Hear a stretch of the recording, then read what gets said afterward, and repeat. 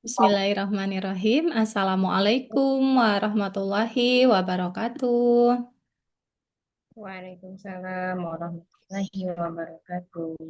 Alhamdulillahirrahmanirrahim. Senang sekali pagi hari ini bisa menyapa teman-teman semuanya di webinar memulihkan luka pengasuhan pagi hari ini. Gimana kabarnya Bapak Ibu semuanya yang sudah hadir? Boleh dong ramaikan kolom komentarnya ya. Apa kabarnya hari ini Bapak Ibu? Sudah tidak sabar ya ini tadi ya mengikuti webinarnya. Gimana harinya pagi ini? Sehat? Alhamdulillah luar biasa. Alhamdulillah Bu Herni. Suara saya jelas ya teman-teman ya.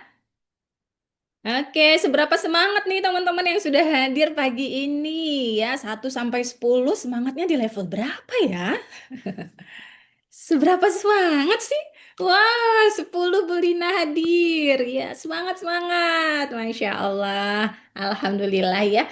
Senang sekali ya bisa berjumpa lagi dengan teman-teman. Insya Allah kita mengadakan webinar-webinar seperti ini secara rutin tiap bulannya.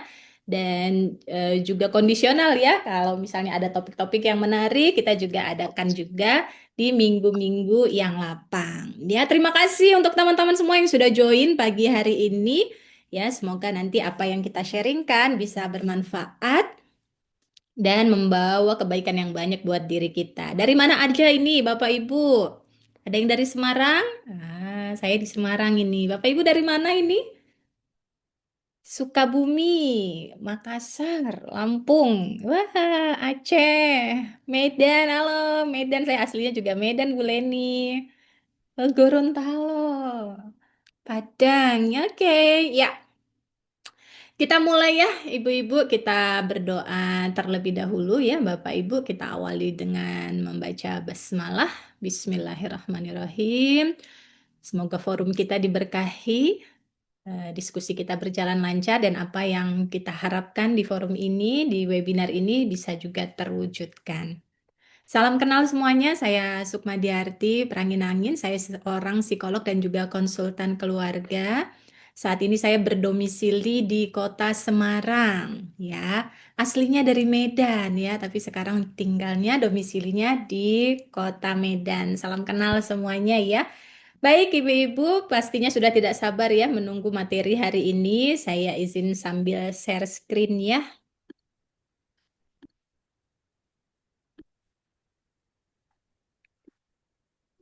Apakah tampilannya masuk? Terlihat? Masuk Bu. Lihat ya. Baik, tema kita hari ini adalah tentang memulihkan luka pengasuhan. Ya, teman-teman perlu disadari bahwa setiap orang ya itu punya lukanya masing-masing. Jadi nggak harus takut, nggak harus insecure kalau dirinya punya luka. Ya, karena itu manusiawi sekali gitu ya. Saya, siapapun juga pastinya punya luka. Namanya kita dikasih hati gitu ya, punya hati. Nah, tentu hati itu kadang bisa happy, kadang juga tidak happy. Kadang bisa seneng, kadang juga bisa sedih. Dan kondisi-kondisi itu seringkali juga diprogram, tanpa sadar terprogram dari masa kecil kita.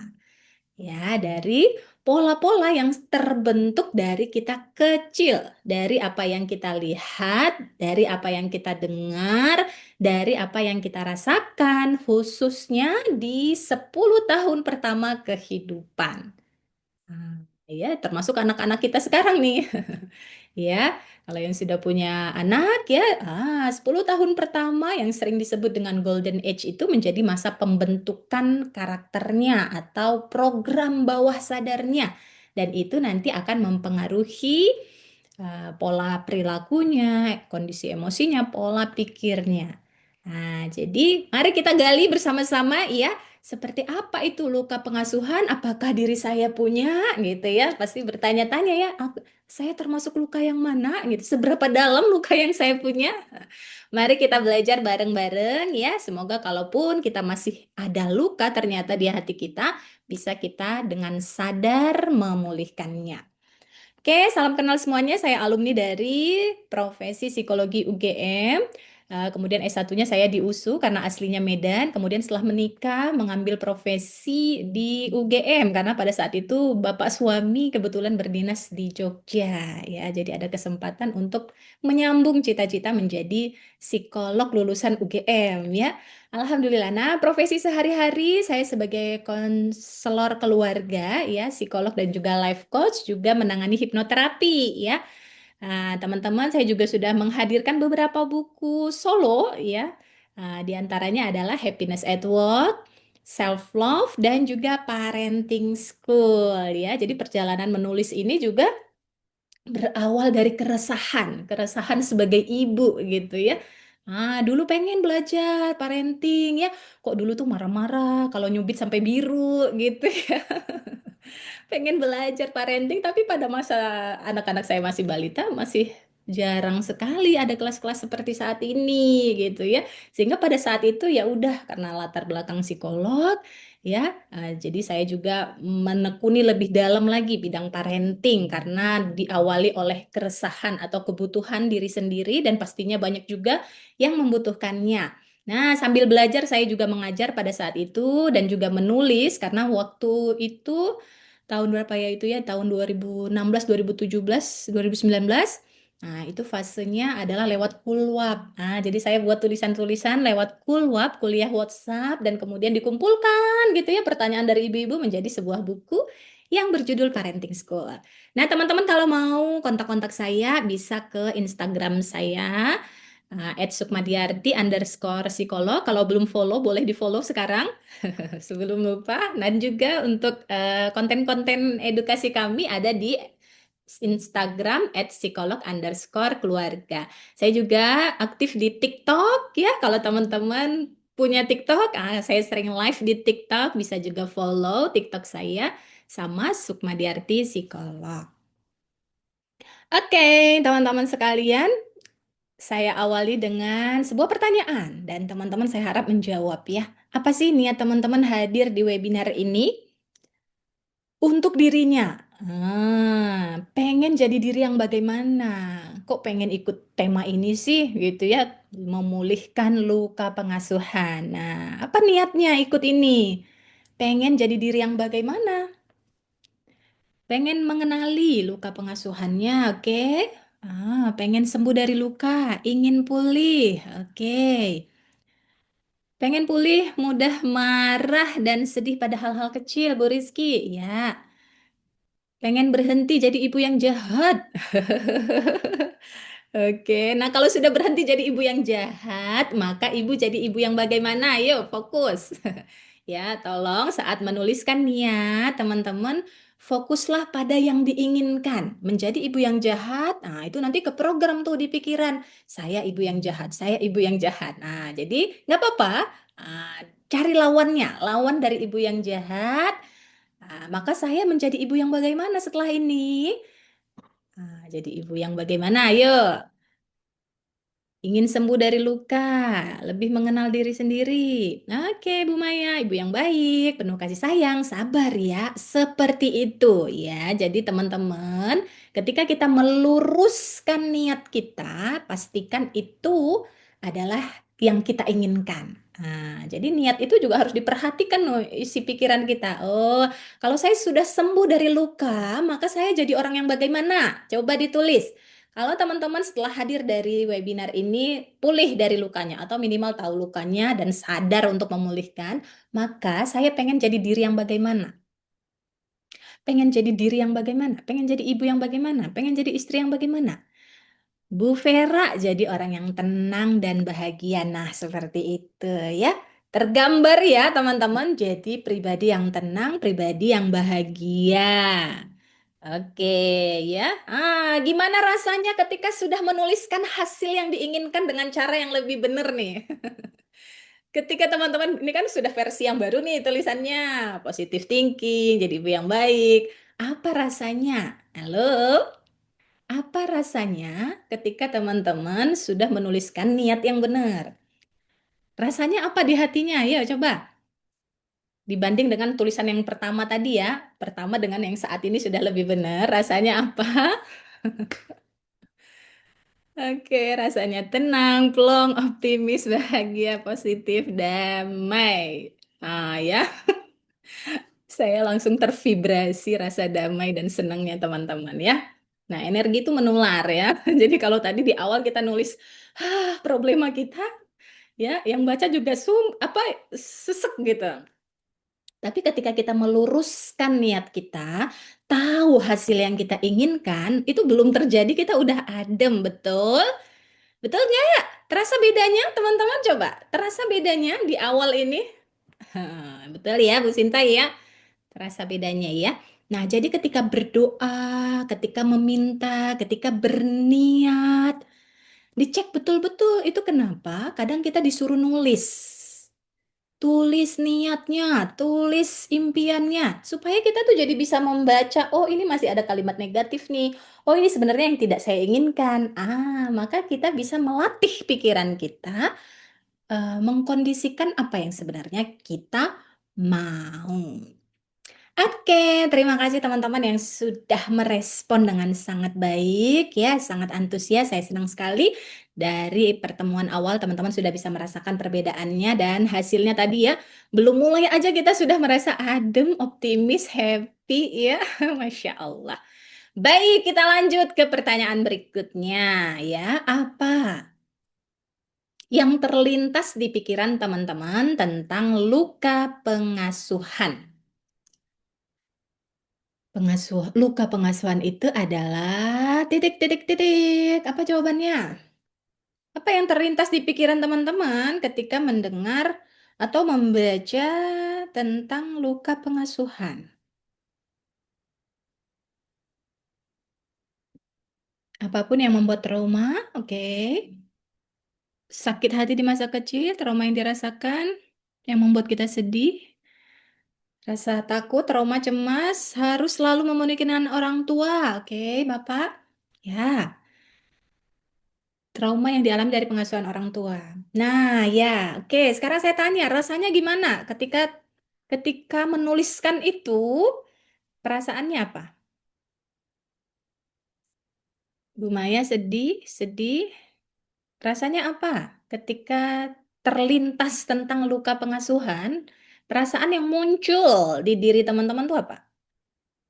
Marah, kesal, sedih, takut. Apakah saat ini masih ada? Saat ini masih ada nggak perasaan itu?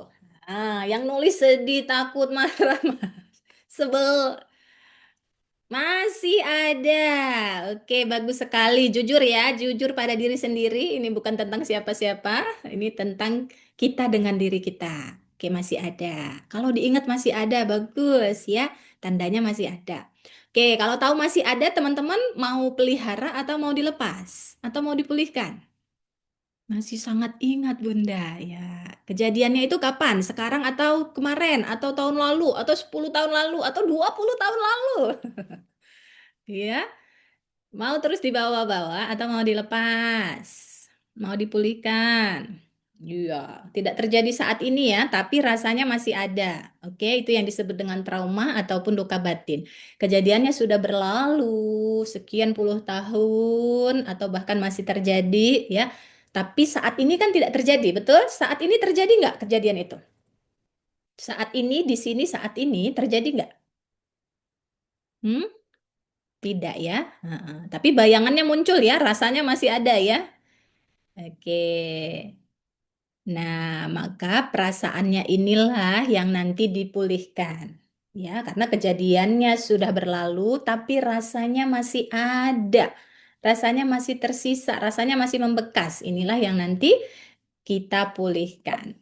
Oke, baik teman-teman. Ya, saya awali dengan sebuah quote, bukan quote ya, pembuka dari seorang tokoh yang bernama Viktor Frankl. Nah, ini terkenal banget di dunia psikologi ya. Apa yang dia bilang? Segala sesuatu bisa diambil dari hidup seseorang kecuali satu hal. Apa itu? Satu hal itu kebebasan. Ya, kebebasan untuk memilih sikap dalam situasi apapun.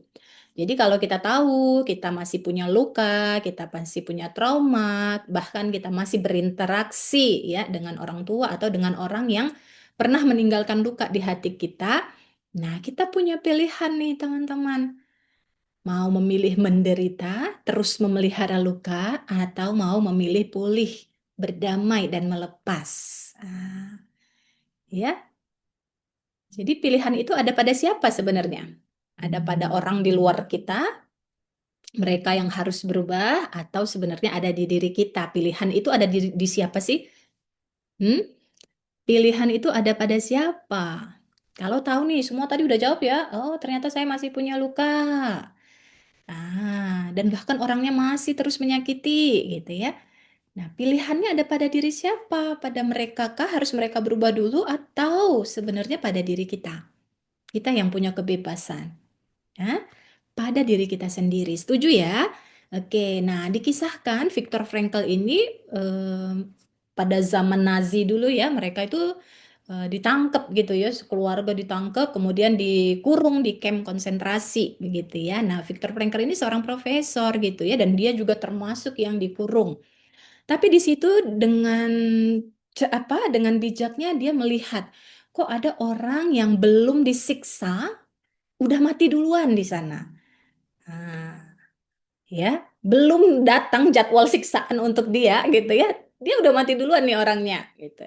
Dan ada juga dia melihat orang yang walaupun dengan kondisi yang sama-sama kekurangan, sama-sama tersiksa namanya di kamp konsentrasi gitu ya.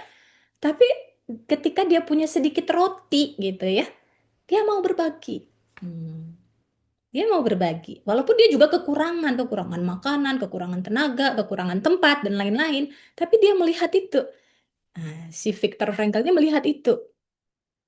Ada orang yang belum terjadi apa-apa, belum terjadi penyiksaannya, dia udah mati duluan gitu ya.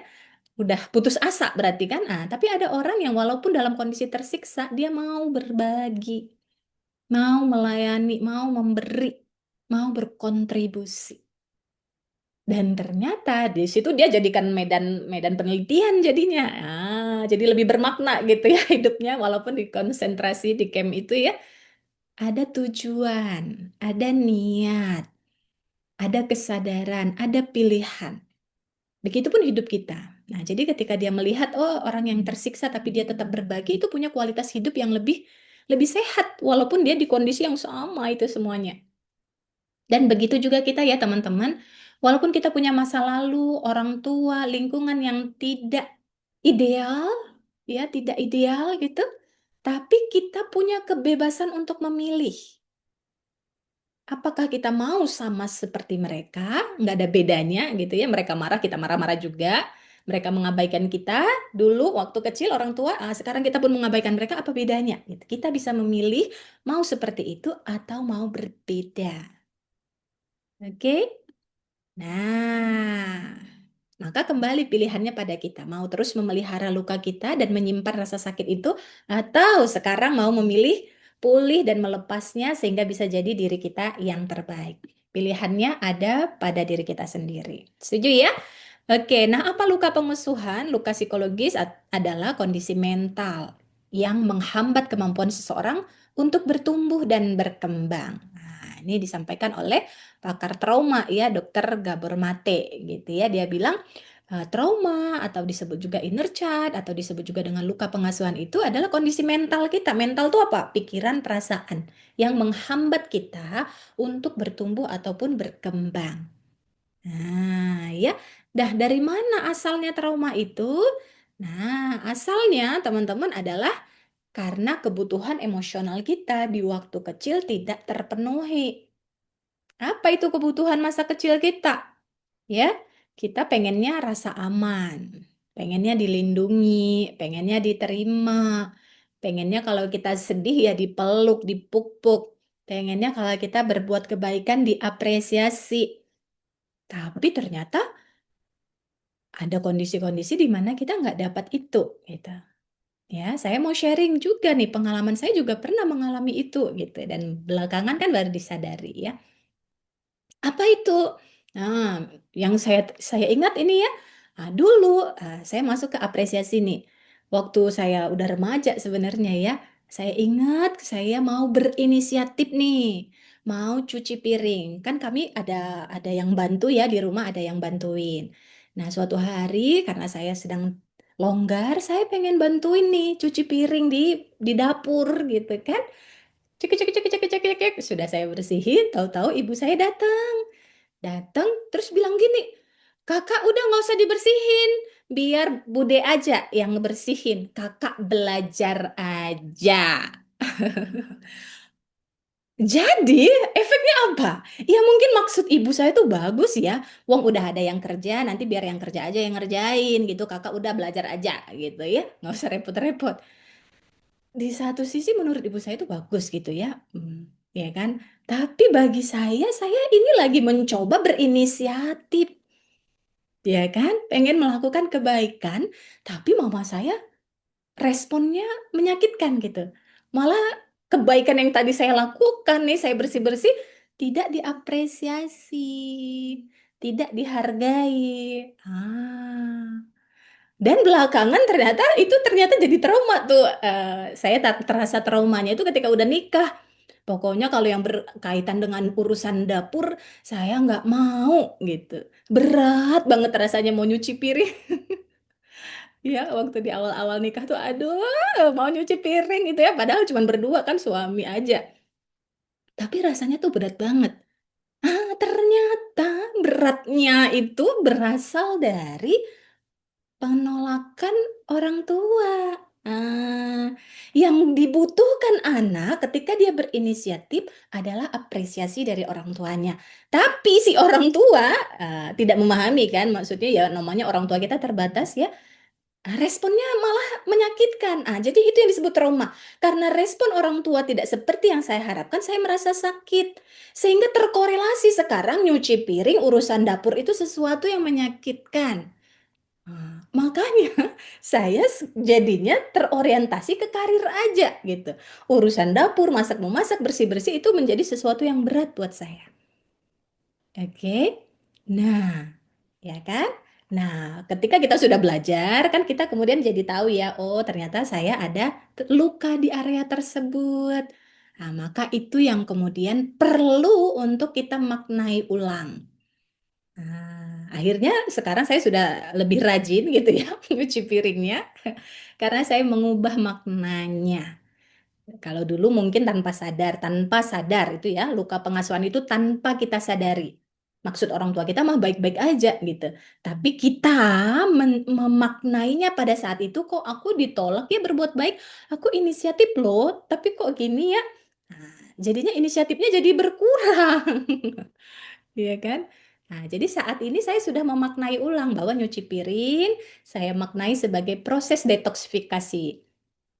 Jadi kalau saya lagi sumpah gitu ya nyuci piring tuh sambil saya niatin, saya lagi bersih-bersih hati, bersih-bersih pikiran. Nah, jadi dimaknai ulang sehingga rasanya saat mengerjakan itu sudah jauh lebih menyenangkan.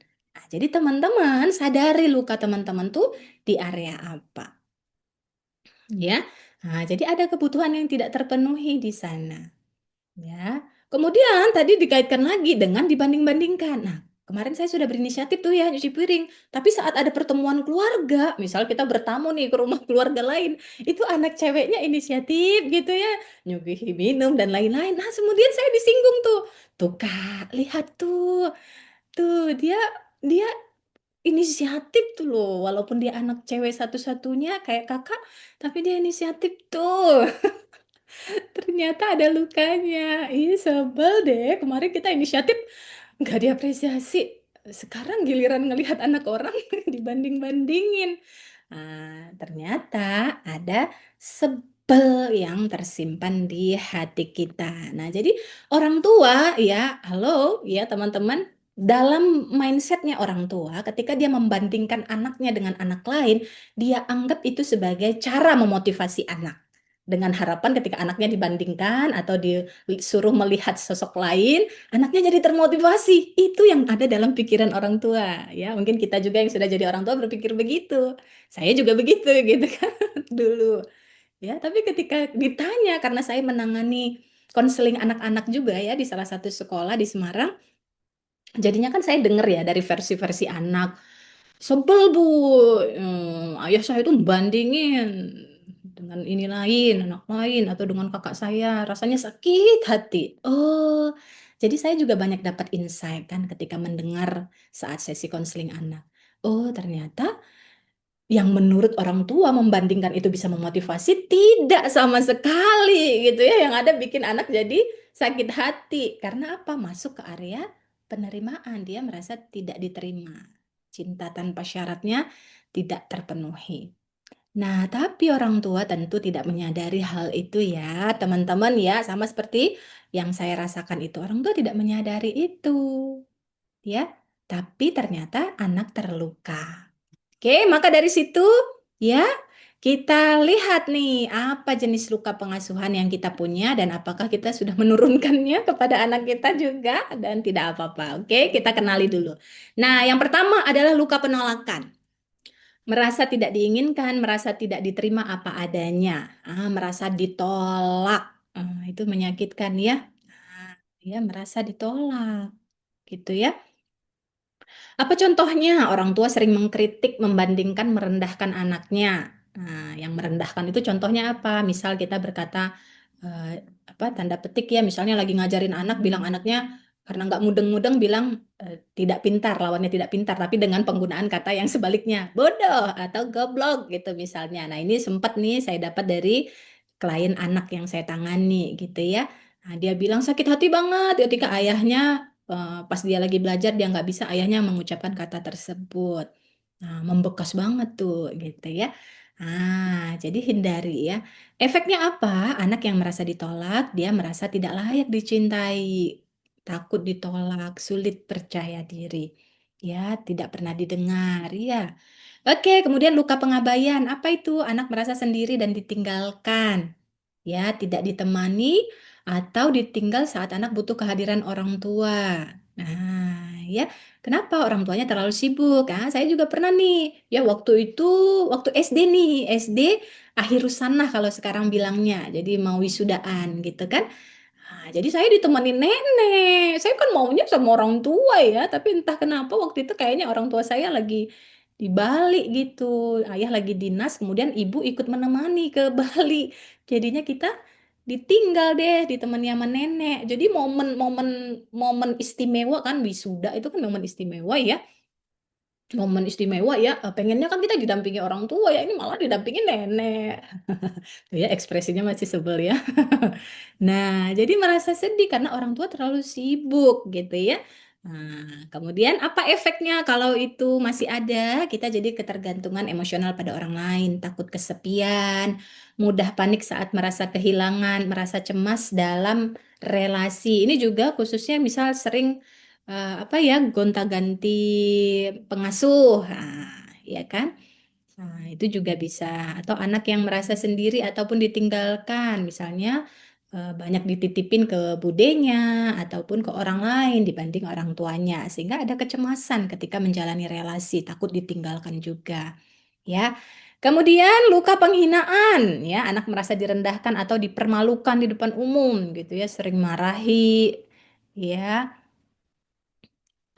Diejek penampilannya, kamu gendut banget misalnya, atau kamu nggak cantik, atau kata-kata yang menghina ataupun mengomentari penampilan, ini juga bisa. Ya, efeknya apa? Jadi nggak percaya diri, suka mengorbankan diri agar diterima orang lain, atau sering disebut sekarang people pleaser, ya. Oke, berikutnya apa lagi? Luka pengkhianatan, ya. Kenapa semuanya aku ngerasain? Iya, pastinya. Nggak apa-apa. Jadi dikenali aja ya. Setiap orang punya pengalaman ini ya. Hanya saja kadarnya ada yang beda-beda gitu ya. Ada yang besar banget karena itu pola yang berulang banget. Atau yang sedikit aja gitu. Tapi semua kita pasti pernah mengalaminya. Hanya intensitasnya berbeda-beda tiap orang, ya kan? Tergantung nanti cara kita memaknai peristiwa tersebut. Luka pengkhianatan, anak merasa dihianati. Ini contohnya janji orang tua tidak ditepati, ya.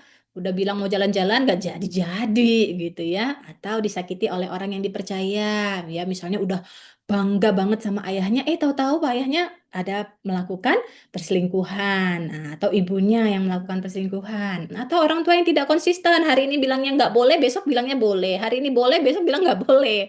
Jadi anak itu merasa cemas ya.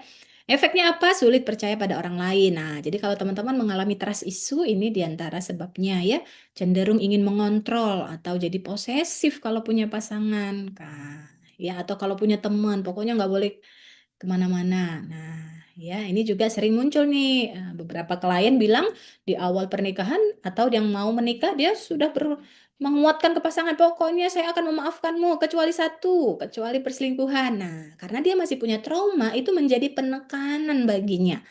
Nah, itu tanda dia punya trauma dan karena itu yang ditekankan, kadang itu jadi terjadi gitu ya. Wah, aku baik-baik aja, kenapa disuruh selingkuh kan gitu dari pikiran pasangannya gitu. Nah, jadi sering curigaan ya. Nah, ini yang harus kita pulihkan sehingga tadi ketika berniat itu bukan perselingkuhan yang dijadi penekanan, kamu setia, gitu ya. Tapi kalau kita punya luka di area ini, ini menjadi iya, menyakitkan ya, menjadi sesuatu yang menyakitkan. Oke, kemudian luka ketidakadilan. Anak merasa diperlakukan tidak adil. Nah, ini juga sering muncul. Kakak dikasih, aku kok enggak gitu ya. Adik boleh, kok kakak nggak boleh. Nah, atau misalnya anak pertama nih sering nih, ketika di anak pertama beberapa yang sering saya dengar itu ya, dulu tuh kakak tuh ya habis lah kalau nggak nurut. Enak kalian ya gitu. Dia merasa perlakuan ayah ibunya beda dengan apa yang adiknya rasakan. Ya itu tadi karena ayah ibunya mungkin sudah lebih sadar, sudah banyak belajar parenting gitu ya. Sehingga ketika adiknya dia udah punya pola asuh yang lebih berbeda. Tapi si kakak merasa tidak tidak adil nih gitu. Atau orang tua terlalu banyak aturan, hukuman tanpa empati, kaku keras dan menuntut kesempurnaan anak. Ya, anak tidak punya ruang untuk mengungkapkan perasaannya. Efeknya apa? Sulit menerima kritik, masukan, cenderung perfeksionis, emosi sering tertahan. Oke, teman-teman, masuk yang mana? Ada semua? Ya. Nah, jadi teman-teman semua tidak masalah kalau kita mengalami itu semua. Kenapa? Ya, wajar sekali karena kita masih kecil. Ya, masih kecil dan orang tua kita tentu masih juga belajar menjadi orang tua. Belum kalau mereka juga punya luka pengasuhan dari atas dan itu pasti gitu kan. Jadinya turun temurun tuh tadi tanpa mereka sadari. Ya. Nah, kenapa itu jadi trauma bagi kita? Kan gitu pertanyaannya. Kenapa kita jadi trauma ya? Nah, trauma itu bukan kejadiannya sebenarnya, tapi apa yang kita maknai. Ya. Trauma bukanlah kejadian yang kita alami, melainkan yang terjadi dalam diri kita sebagai reaksi yang kita alami. Ya, jadi cara kita memaknai itu akan mempengaruhi apakah kita jadi trauma atau tidak. Ya, contoh kalau di kondisi yang saya ceritakan tadi, ketika saya berinisiatif, mama tidak apresiasi, alhamdulillahnya saya ya udah memaksimalkan itu gitu ya. Udah saya banyakin belajar aja, gitu ya. Jadi fokus ke studi kan gitu ya. Nah, jadi saya tidak saya memaknainya dengan cara seperti itu. Ya udah berarti kakak punya keleluasaan untuk fokus belajar. Urusan dapur, urusan belakang dapur berarti tidak menjadi prioritas. Nah, jadi memaknainya sederhana gitu sehingga itu bukan menjadi isu yang besar. Nah, beda halnya ketika kita memaknainya dramatis juga. Wah, ibu tidak sayang padaku.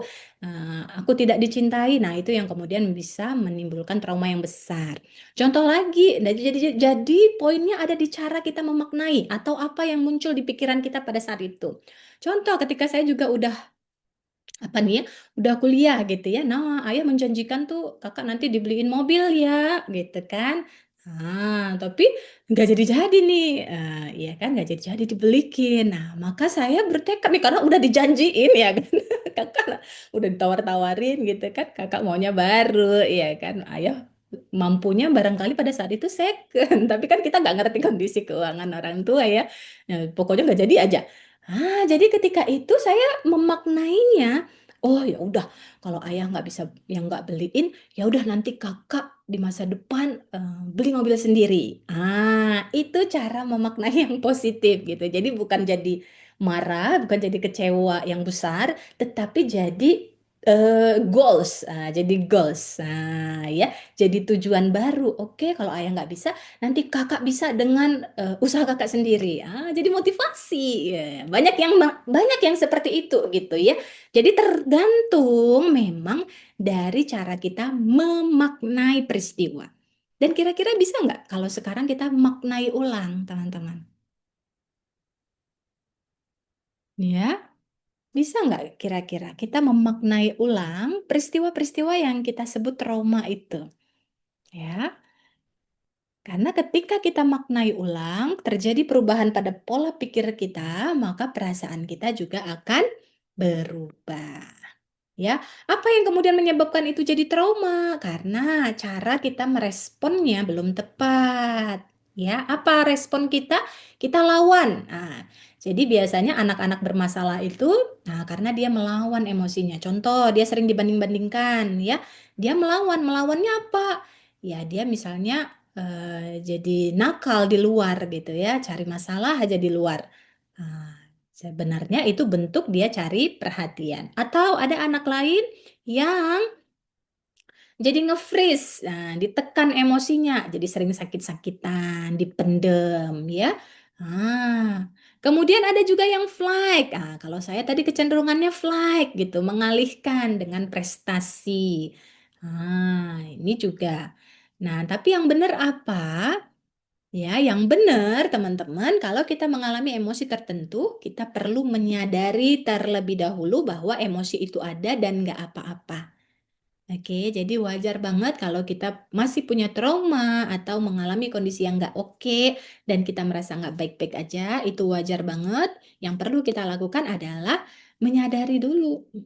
Jadi semua proses pemulihan diawali dari adanya kesadaran.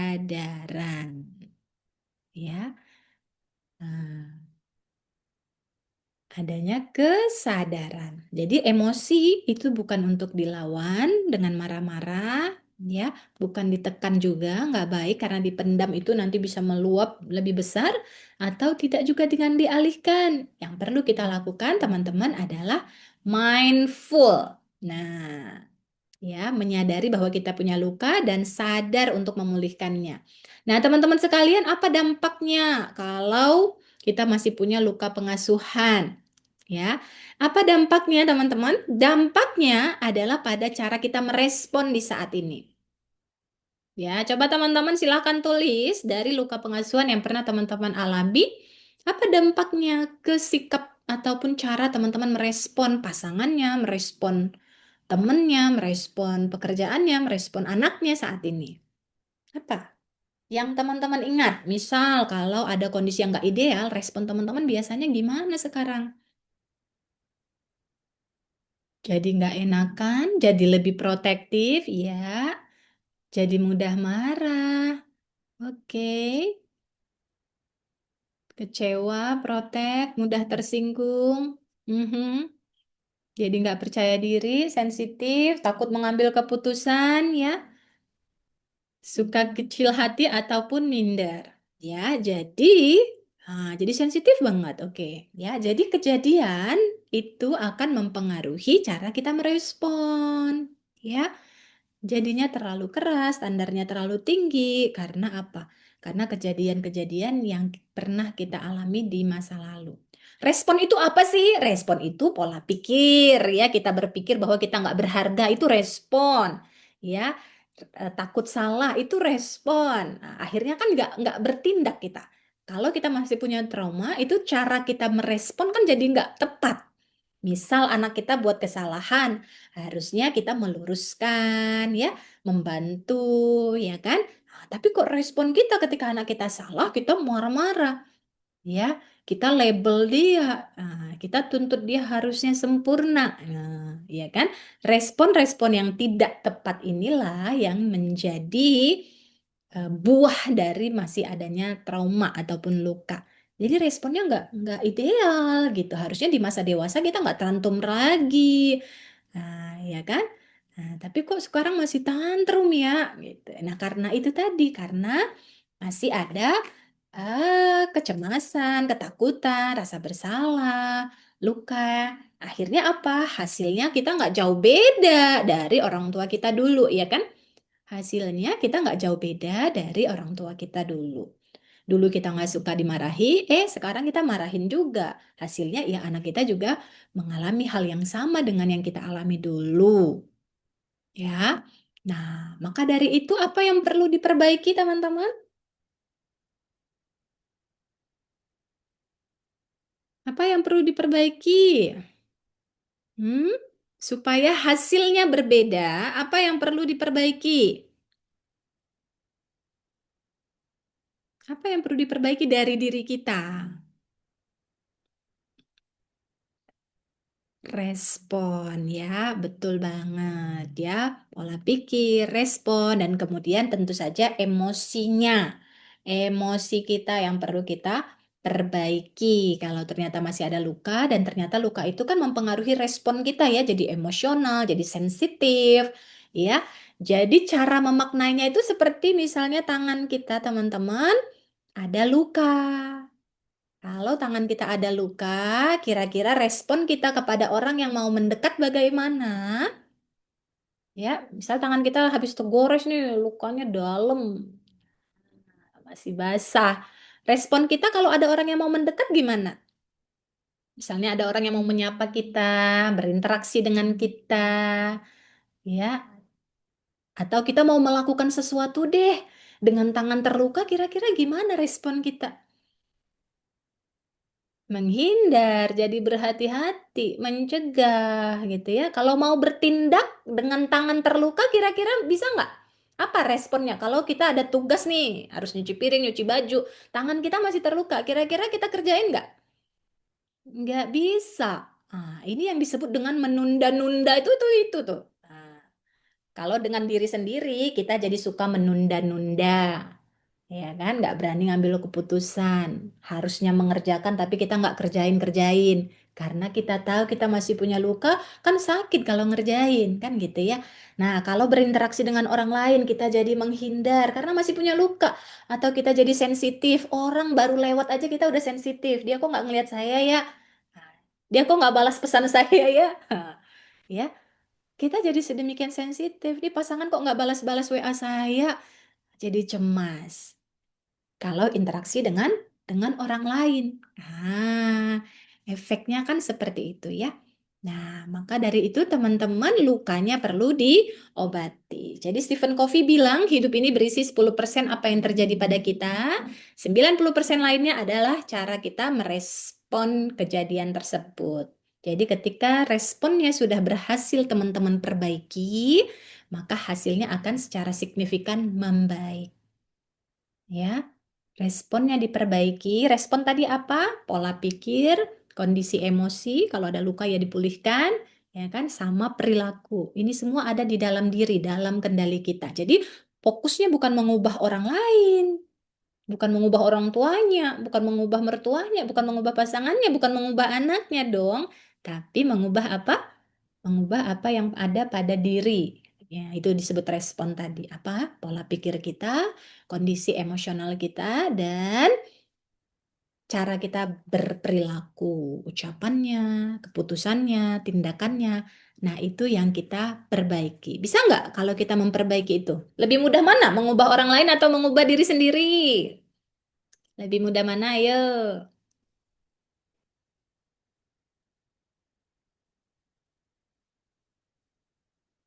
Ya, lebih mudah mengubah diri sendiri, tentu saja ya.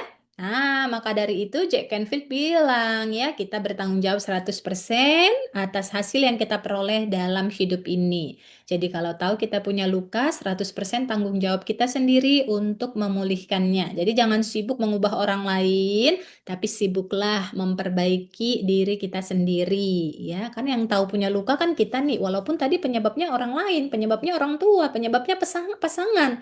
Tapi yang bisa memulihkan luka di tangan kita tadi ya dirawat, diobati, dikasih eh, pelindung misalnya adalah diri kita sendiri. Ya, termasuk hati kita, kondisi hati kita juga kita yang tahu masih terluka atau tidak, sudah pulih atau belum kan kita. Nah, maka kitalah yang bertanggung jawab untuk terus memulihkannya. Nah, cirinya apa? Kalau kita masih mudah terpicu, teman-teman, itu tanda bahwa ada luka. Nah, jadi nggak usah takut. Kadang kita menghindari hal-hal yang bisa memicu kita. Nah, padahal ketika itu kita berani menghadapinya, nah itu dia akan pulih. Kita jadi punya makna baru. Oh, ternyata tidak seserem itu ya. Oh, ternyata tidak semenakutkan itu ya. Nah, maka harus dihadapi.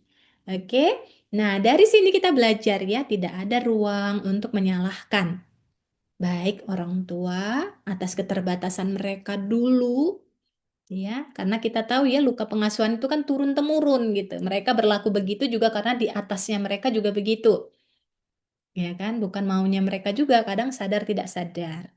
Tadi misalnya menurut orang tua itu bentuk kasih sayangnya gitu. Tapi bagi anak, lah kok begitu kan gitu ya. Menurut orang tua membandingkan itu memotivasi anak dalam pikiran mereka. Lah ternyata bagi anak itu menyakitkan. Tidak ada niat orang tua untuk menyakiti anaknya. Tapi tanpa mereka sadari itu menyakitkan. Nah, jadi ini membantu kita untuk tidak lagi menyalahkan siapapun itu, tapi bertanggung jawablah. Bertanggung jawab itu apa? Ya tadi perbaiki pola pikir, emosi, dan cara kita merespon. Caranya bagaimana? Yang pertama, teman-teman, acceptance ya. Diterima dulu bahwa kita punya luka. Ya, jadi menerima perasaan ataupun menerima kenyataan bahwa orang tua kita ya seperti itu adalah langkah untuk pemulihan. Nah, tapi tadi kalau kita masih melawan, menekan luka kita, mengabaikan, nah itu jadi membuat luka itu masih terpendam tuh. Dan kenapa seringkali setelah menjadi ibu atau setelah menikah itu terpicu? Karena kita bertemu dengan konteks yang sama. Apa itu konteks yang sama? Yaitu dunia keluarga. Sebelum kita menikah, sebelum berkeluarga kan nggak muncul luka-lukanya. Nah, tapi ketika sudah menikah, kita ketemu konsep yang sama, suami, istri, orang tua, anak, kita hadapi itu. Nah, jadi seringnya terpicu di masa-masa itu. Jadi kalau kita terpicu problemnya bukan orang yang memicu kita dong, tapi diri kita. Kenapa kok saya terpicu ya? Ketika anak saya melakukan kesalahan, ketika anak saya nggak nurut, kenapa saya terpicu ya? Oh, karena saya dulu dipaksa harus nurut. Kalau nggak habis deh. Nah, jadi ketika saat ini anak nggak nurut, wah emosi kita kayak pengen dibalas gitu. Padahal nggak nurutnya sekali, tapi reaksi kita ketika nggak nurut itu kok berapi-api sekali. Nah, reaksi yang berapi-api ini berasal dari luka. Nah, harusnya tuh kamu nurut ibu tuh dulu kalau nggak nurut habis ya. Sekarang ketika anaknya nggak nurut, habis juga. Nah, itu karena ada luka kita yang kecolek. Nah, harusnya ketika luka kita kecolek, kita masuknya ke dalam.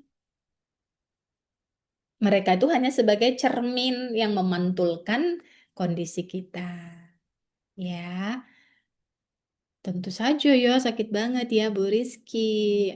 Ya, tiap bikin salah dimaki, kadang dipukul. Ya, tentu itu menyakitkan sekali ya. Maka yang Bu Rizky nanti proses teman-teman adalah rasa sakitnya. Jadi yang kita terima adalah rasa sakit yang kita rasakan di tubuh pada saat kita teringat peristiwa itu. Maksudnya cermin yang memantulkan itu bagaimana? Nah, jadi misalnya kita kan tadi contoh anak yang apa tadi anak yang tidak nurut. Dulu misalnya kita dipaksa harus nurut. Kalau nggak nurut kita dicubit, dipukul, ditendang, dimarahi, misal, ya kan? Nah, ketika saat ini kita berhadapan dengan anak atau orang lain, rekan kerja kah, nggak nurut gitu ya. Oh, ini dia di kepala tuh berapi-api gitu ya. Kok nggak nurut ya? Kita terpicu, sayang. Kita terpicu, teman-teman ya. Kita terpicu. Karena dia nggak nurut, kita terpicu dengan luka kita. Karena dulu kita dipaksa harus nurut, nggak ada alasan untuk nggak nurut. Nah, itu yang namanya cermin. Dia sedang, orang di luar kita itu sedang memantulkan luka yang kita punya. Kalau terpicu gitu ya, kalau nggak terpicu berarti lukanya udah pulih. Atau ada tema-tema tertentu yang kita terpicu, ada yang enggak gitu. Ya, misal saya ketika anak nggak nurut, saya biasa aja.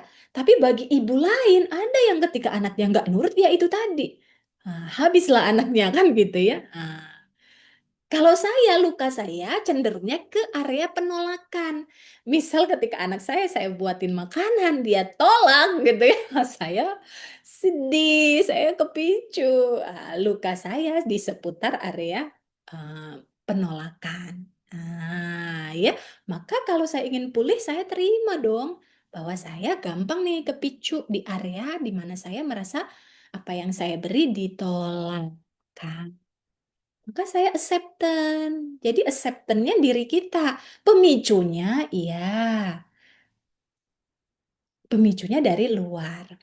Bolehlah, bagus sekali pertanyaannya. Kalau semua luka sudah sembuh, berarti kita tidak akan terpicu lagi. Oke, good. Bagus banget pertanyaannya. Teman-teman mengalami luka, luka itu kan kita sebut dengan emosi negatif ya. Itu fitrah sekali dalam hidup ini. Ya, hanya bedanya kalau kita sudah pulih dari luka masa lalu, cara kita bereaksi terhadap luka itu sudah jauh lebih normal dan manusiawi. Sudah jauh lebih empati dan baik sekali. Tapi kalau kita punya luka, nah itu reaksinya jadi berlebihan gitu loh, berlebihan ya.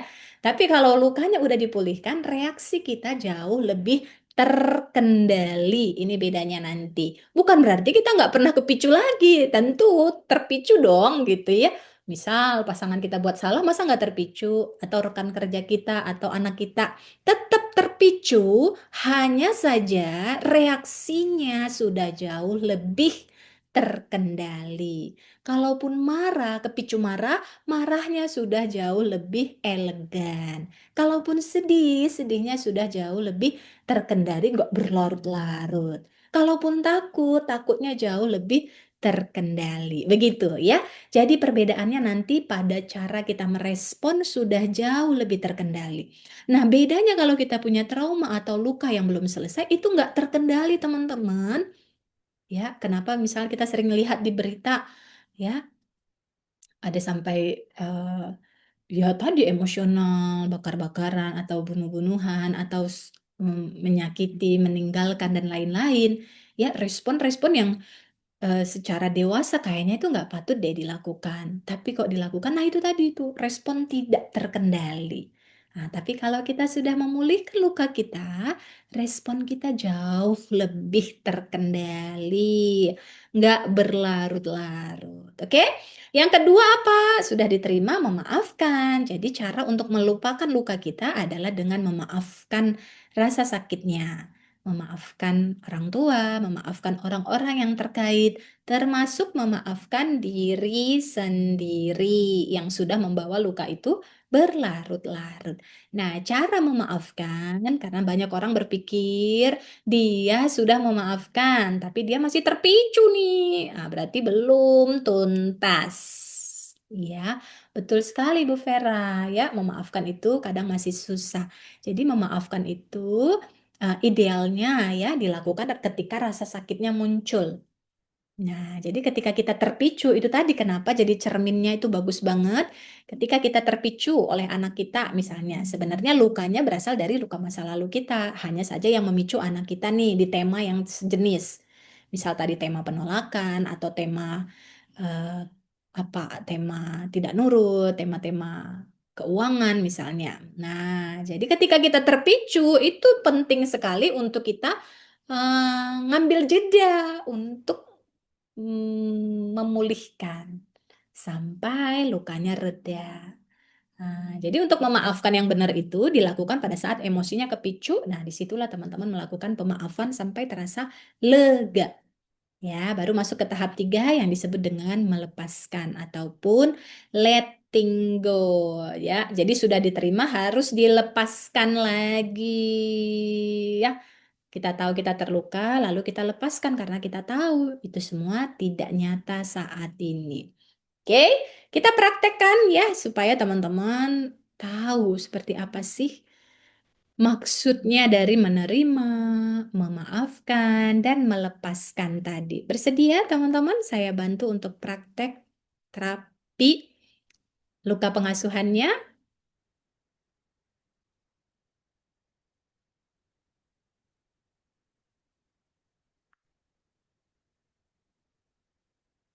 Sedia? Oke, teman-teman boleh tulis ya. Apa sih yang mau teman-teman bereskan tuh apa? Nah, misalnya ya, teman-teman masih punya rasa marah nih ke ayah. Nah, tulis marah 1 sampai 10 di level berapa marahnya. Coba teman-teman tulis 1 sampai 10 marahnya di level berapa? Atau sedih, misalnya sedih ke ibu. Sedih level berapa? 1 sampai 10, 1 udah netral, 10 sangat sedih. Oke, saya kecewa pada atasan, level 8, bagus. Sedih dan marah ke ibu, level 8, ya. Duka sama suami level 10, oke.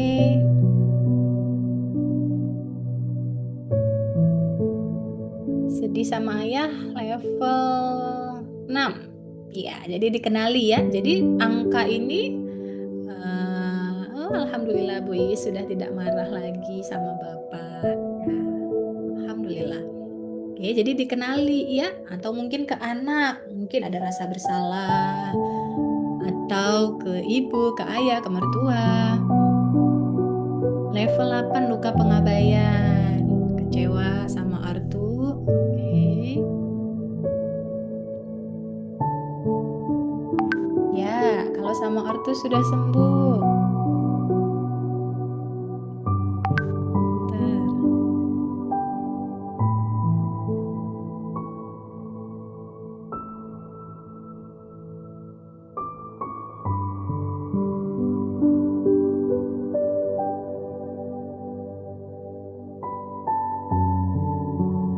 Iya, baik ya teman-teman. Di sini sudah mengenali ya kondisi dirinya dan sekarang berniat untuk bisa memulihkannya. Oke, ambil posisi yang nyaman dulu, boleh?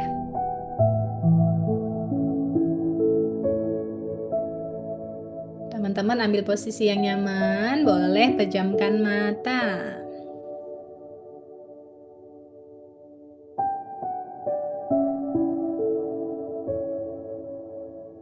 Tarik nafas yang panjang. Buang pelan-pelan lewat mulut.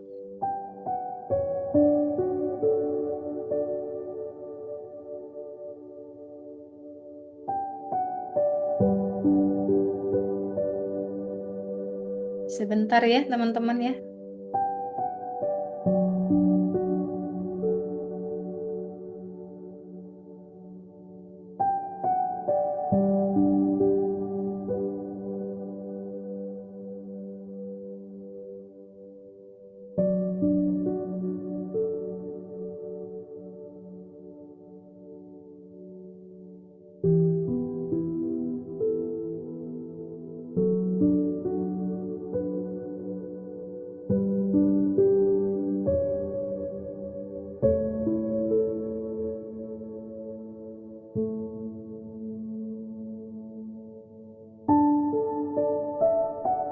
Oke, terima kasih sudah menunggu. Oke, kita mulai ya. Boleh pejamkan mata, tarik nafas yang panjang dari hidung. Buang pelan-pelan lewat mulut.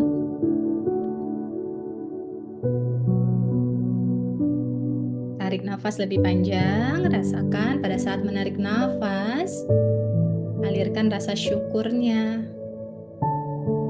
bahwa kita disayang oleh Allah Subhanahu wa Ta'ala, Tuhan yang Maha Pengasih, Maha Penyayang. Rasakan energi cinta masuk ke dalam tubuhnya.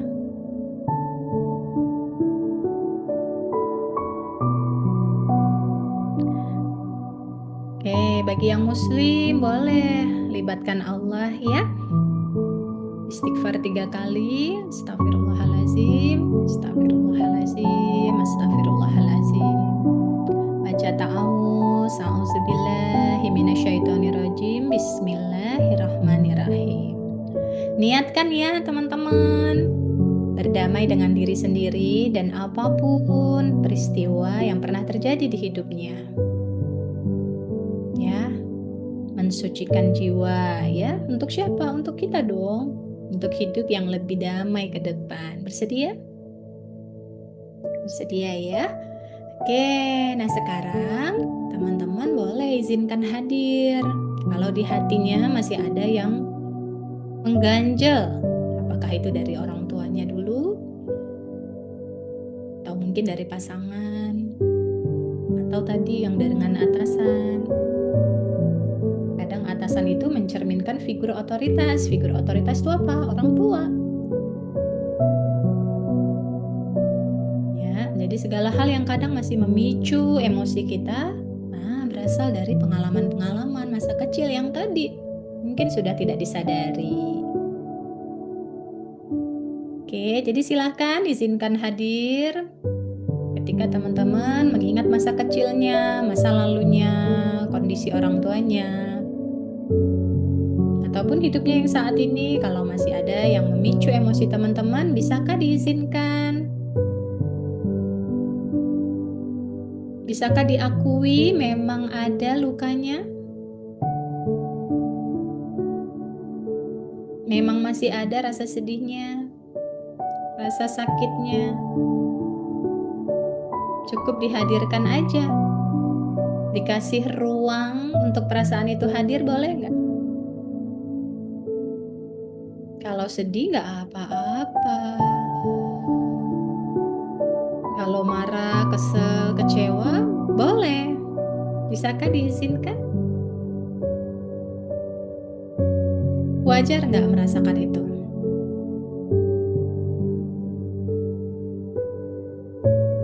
Wajarkah teman-teman merasakan sakit itu?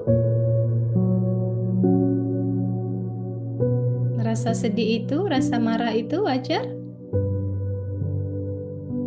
Ya, wajar sekali. Gak apa-apa. Wajar kalau semarah itu, setakut itu, sekecewa itu, ya kan? Maka kalau wajar, bersikap baiklah pada diri sendiri. Peluk tubuhnya, usap-usap bahunya, rangkul luka itu. Maukah teman-teman merangkul dan menerima rasa sakit ini yang muncul di tubuhnya ini, di hatinya? Sensasi yang ada di tubuhnya saat ini, maukah menerimanya? Memang itu yang teman-teman rasakan? Maukah memeluk luka itu? Rasa sakit itu, rasa kecewa itu, takutnya itu? Bisakah lebih baik lagi menerimanya?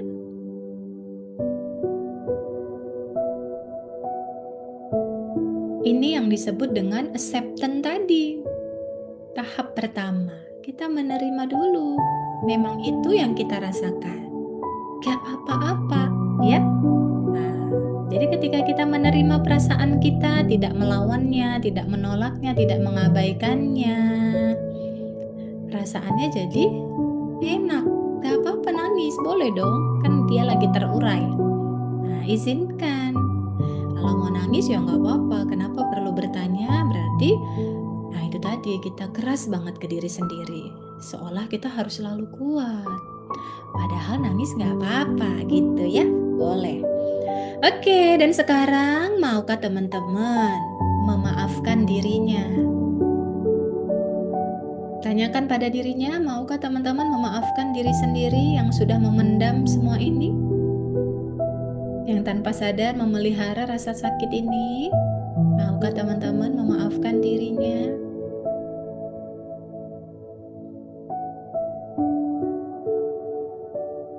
Ya, katakan pada dirinya, nggak apa-apa diriku. Kalau mungkin sudah membuatmu sampai mati rasa, kata Bu Lela. Gak apa-apa, diizinkan juga rasanya yang sudah tertekan sedemikian dalam sampai mati rasa, itu juga boleh banget. Ya, itu mekanisme kita. Gak pengen ngerasain sakit, akhirnya kita matiin rasanya. Padahal sakit banget. Nah, itu pun diterima. Maukah memaafkan dirinya?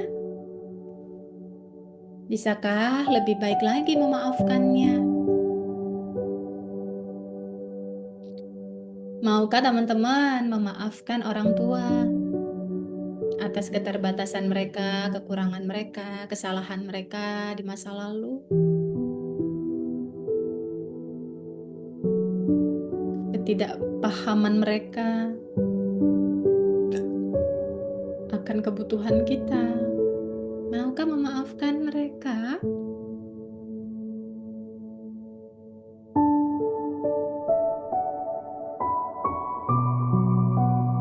Dan sekarang bersediakah teman-teman melepaskan rasa sakit ini? Kalau bersedia, tarik pakai nafasnya, itu proses alaminya. Tarik yang panjang. Buang aja rasa yang menyesakkan di dada, rasa sedih, takut, marah, apati, menyesal. Maukah melepasnya lebih baik lagi?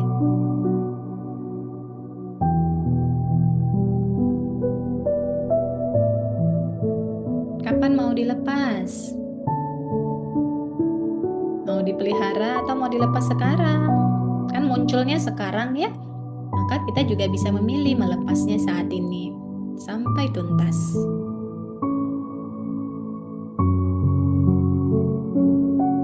Melepas itu artinya berserah diri pada Tuhan. Jadi bukan digenggam lagi, tapi dilepaskan saja. Oke, nah kemudian teman-teman bisa berikan sugestinya. Ya Allah, ya Tuhan, saya terima. Memang saya terluka hatinya. Dan gak apa-apa. Wajar kalau saya merasakan ini. Saya terima rasa sakit ini. Saya terima semua yang sudah terjadi. Memang harus dilewati aja. Tidak ada yang sempurna. Orang tua, pasangan, termasuk diri saya. Tidak sempurna. Tapi Engkau Maha Pemaaf ya Tuhan, ya Allah. Engkau Maha Pemaaf. Dan suka orang yang memaafkan. Maka saya maafkan semuanya. Saya maafkan diri saya. Yang atas keterbatasan saya memendam semua ini. Berlarut-larut. Saya maafkan orang tua saya. Yang juga terbatas kemampuannya dalam mengasuh ataupun memberi keteladanan pada kami anaknya. Saya maafkan mereka. Termasuk pasangan, anak-anak, mertua, keluarga, siapapun ya Allah yang terlibat di dalam luka saya, teman-teman mungkin. Saya maafkan semuanya. Saya ikhlas.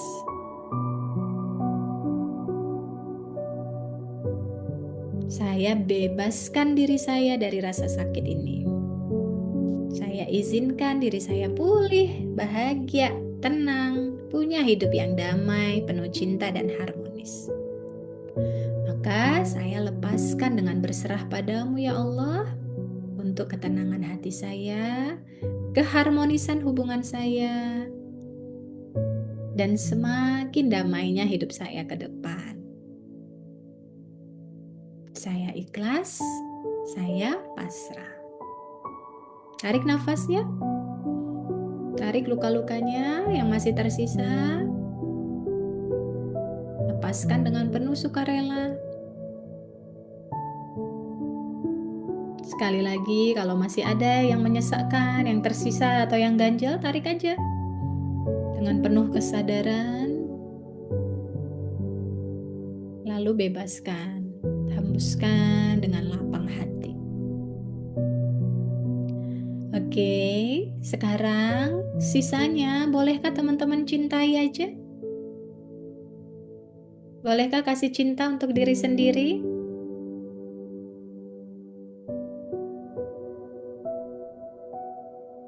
Ucapkan pada dirinya, wahai diriku, aku mencintaimu. Aku menyayangi diriku.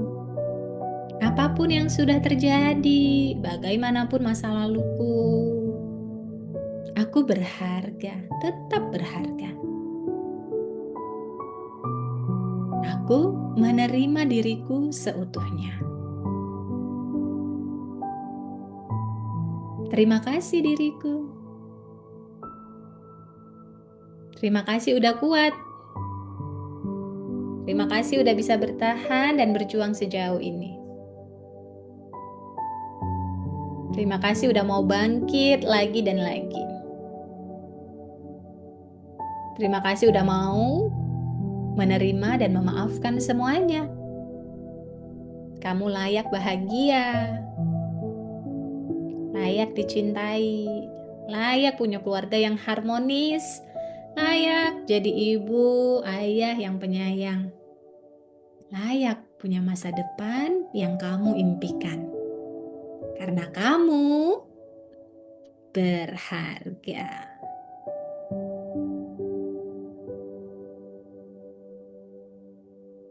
Oke, boleh hadiahkan Al-Fatihah bagi yang Muslim. Kasih cinta ke diri sendiri. Bacakan dengan penuh khusyuk. Hadiahkan Al-Fatihahnya. Rasa syukurnya untuk diri. Kasih doa yang terbaik buat dirinya. Bahwa dia layak untuk hidup yang lebih baik, lebih tenang, lebih damai, lebih optimis, lebih berani, lebih harmonis, lebih penuh cinta ke depan.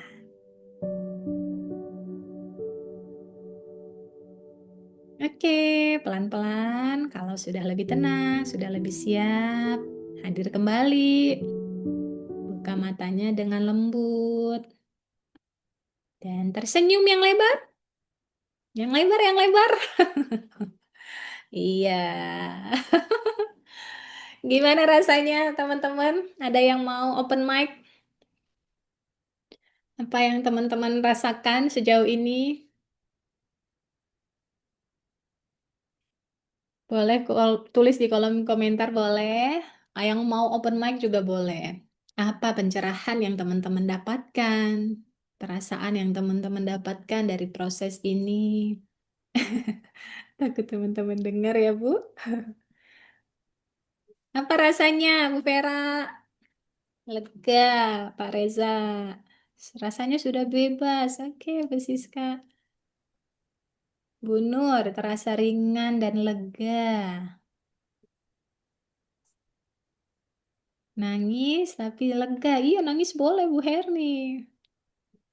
Oke, coba dicek skalanya gimana, turun nggak dari tadi yang di awal? Tadi pada jawab berapa tadi? 10, 9, 7, 6. Nah, kira-kira sekarang rasanya jadi berapa?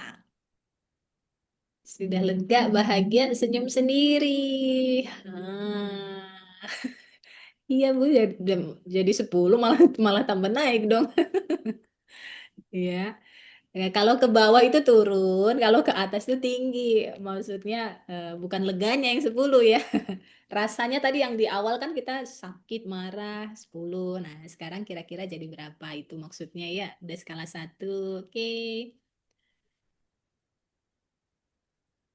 Iya, Alhamdulillah ya. Nah, kira-kira dengan hati yang sudah lega, yang sudah lebih lapang saat ini, teman-teman bisa memaknai seperti apa masa lalunya tadi? Apa yang teman-teman jadi muncul di pikirannya?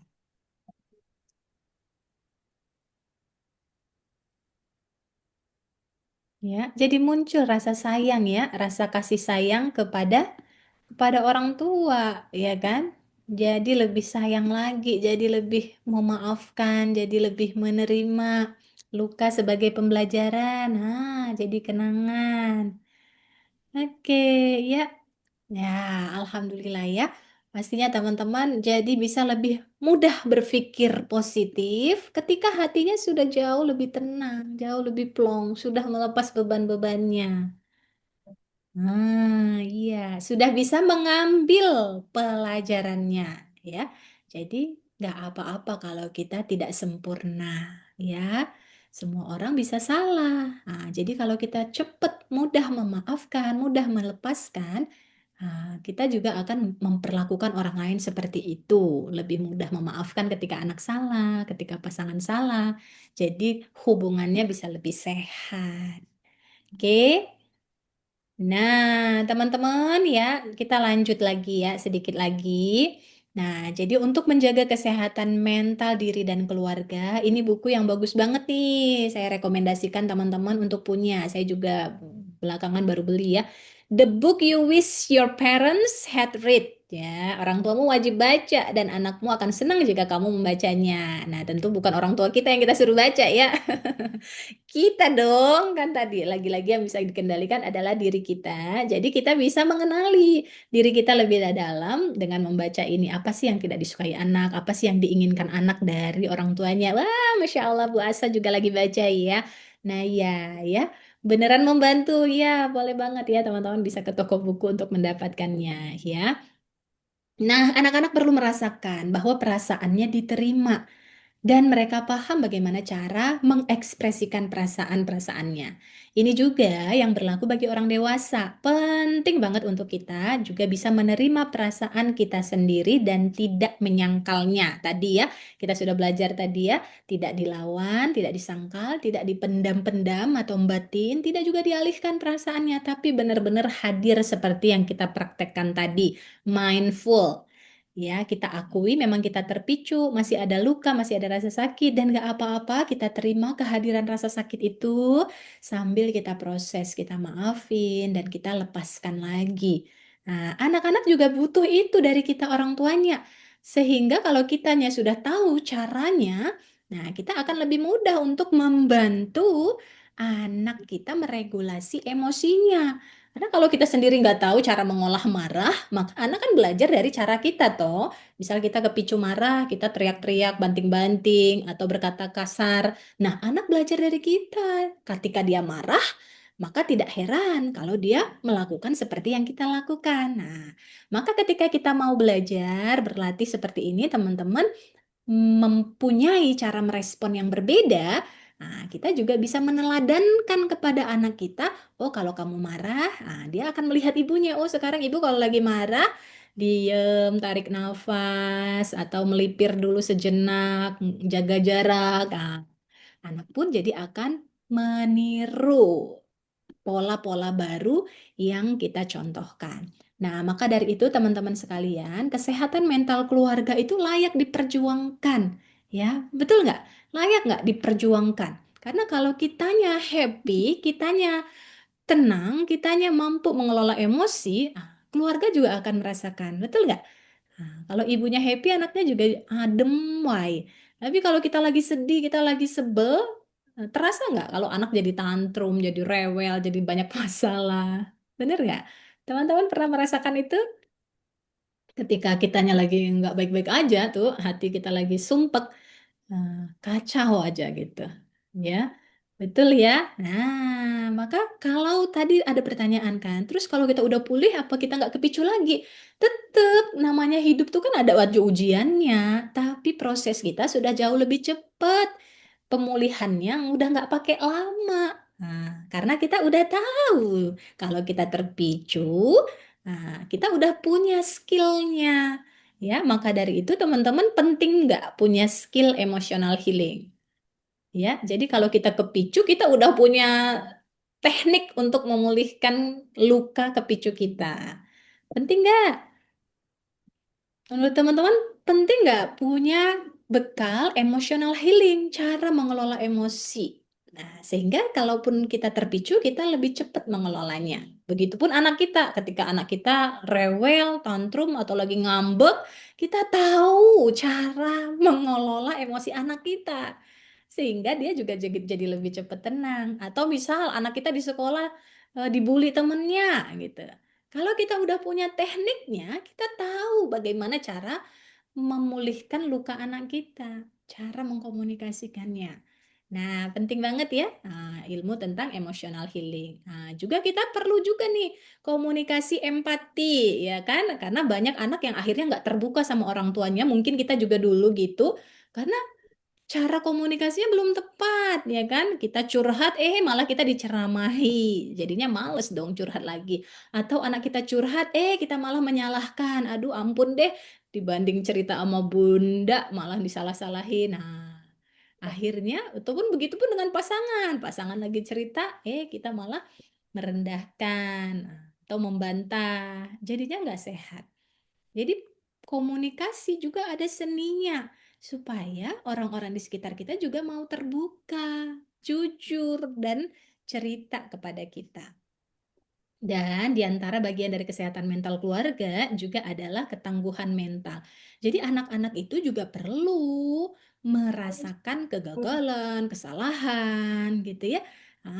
Karena dari kesalahan atau kegagalan itu sebenarnya mereka nanti akan belajar ketangguhan mental. Sama dong seperti kita dulu juga ada gagalnya, ada salahnya, tapi kita berjuang kan gitu ya. Jadi anak juga jangan selalu dilindungi gitu kayak anak emas nggak boleh terluka gitu. Jadi itu proses alami. Hanya saja ketika kita tahu cara membalut lukanya, itu akan membuat anak jauh lebih kuat mental, tidak gampang menyerah, ya kan?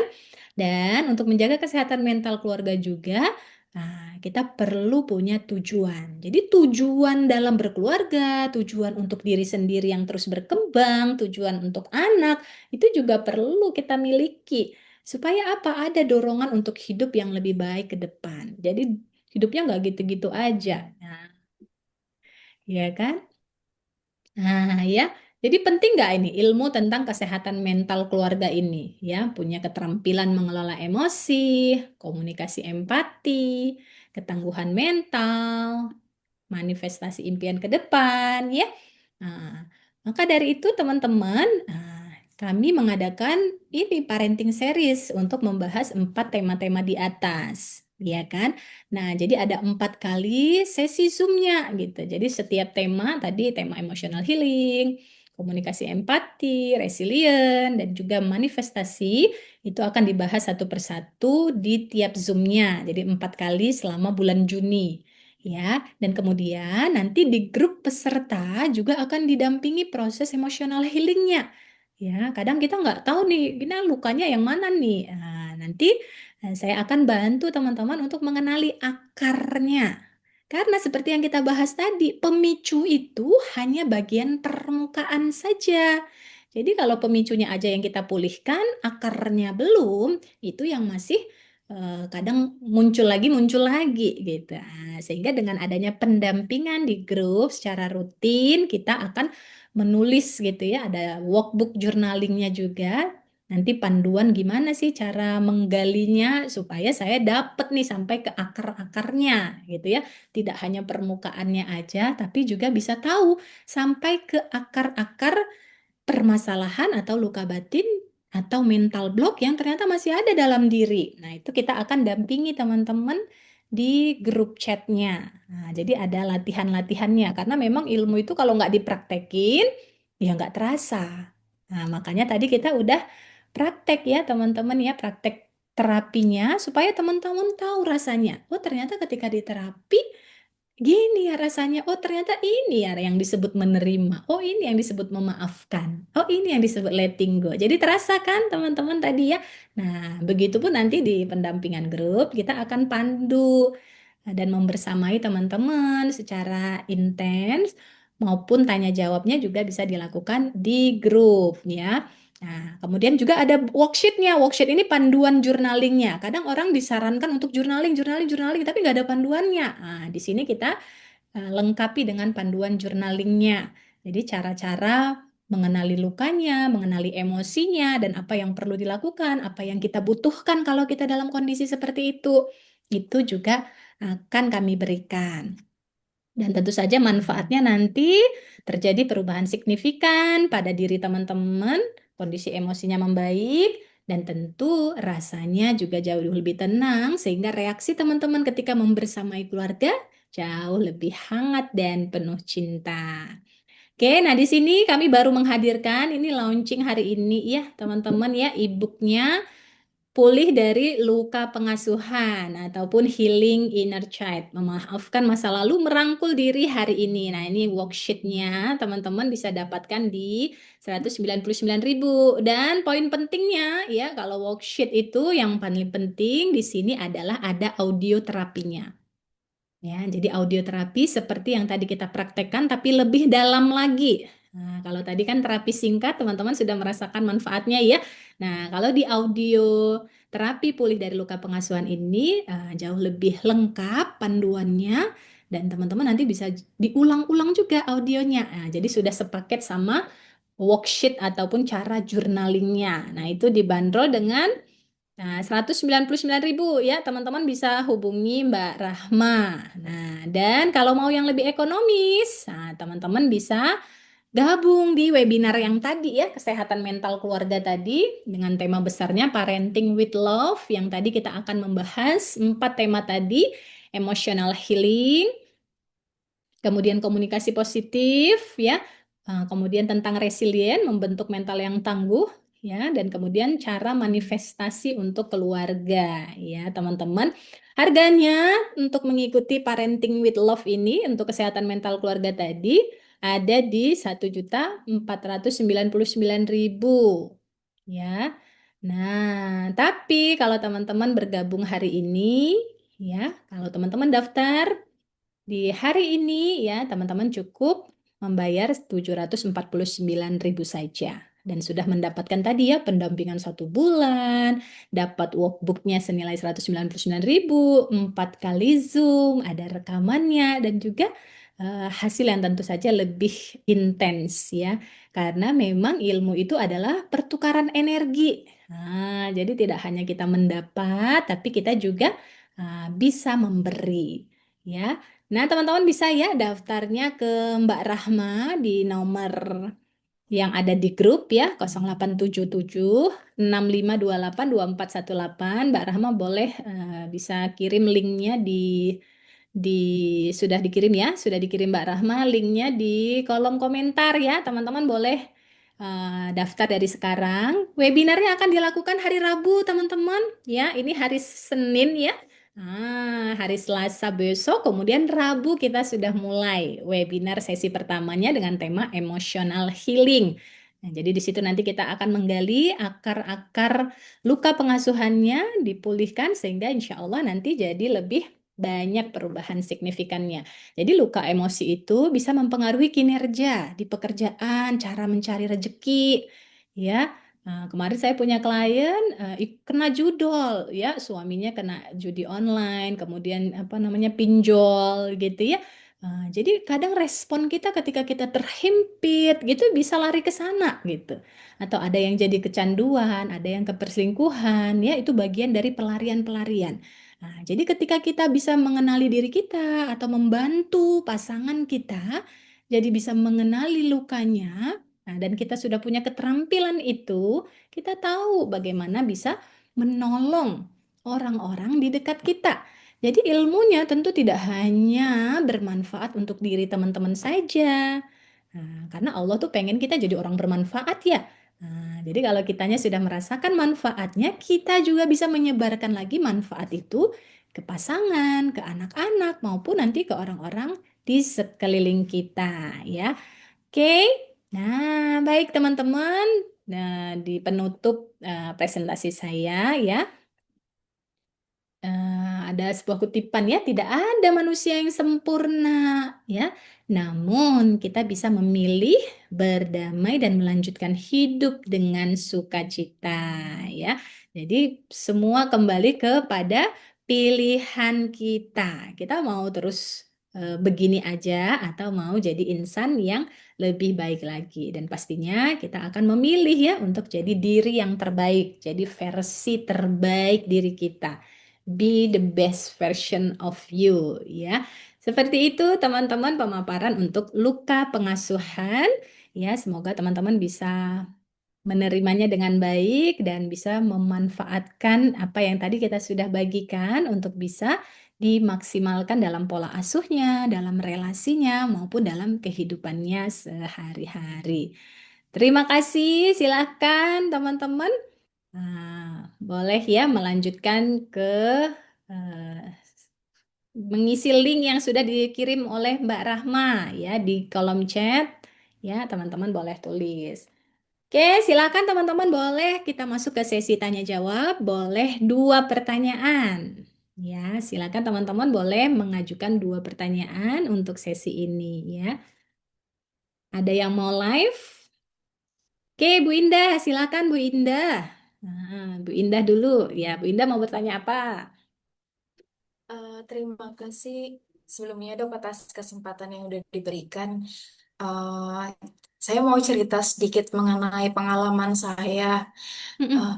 jadi saya itu baru tahu kalau misalnya saya bukan anak kandung dari orang tua saya itu Mm-mm. sebelum saya menikah gitu.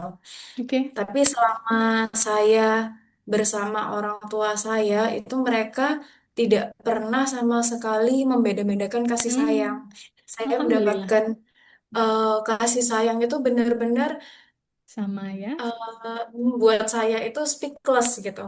Sampai Mm-mm. pada akhirnya saya menikah Mhm. dengan sosok seorang pria yang ketika masa awal pernikahan itu saya melihat ada banyak kali luka trauma yang dia rasakan gitu. Mhm. Termasuk mulai dari pengabaian, Mhm. tidak adanya validasi perasaan, bahkan untuk dipuji itu nggak pernah dok.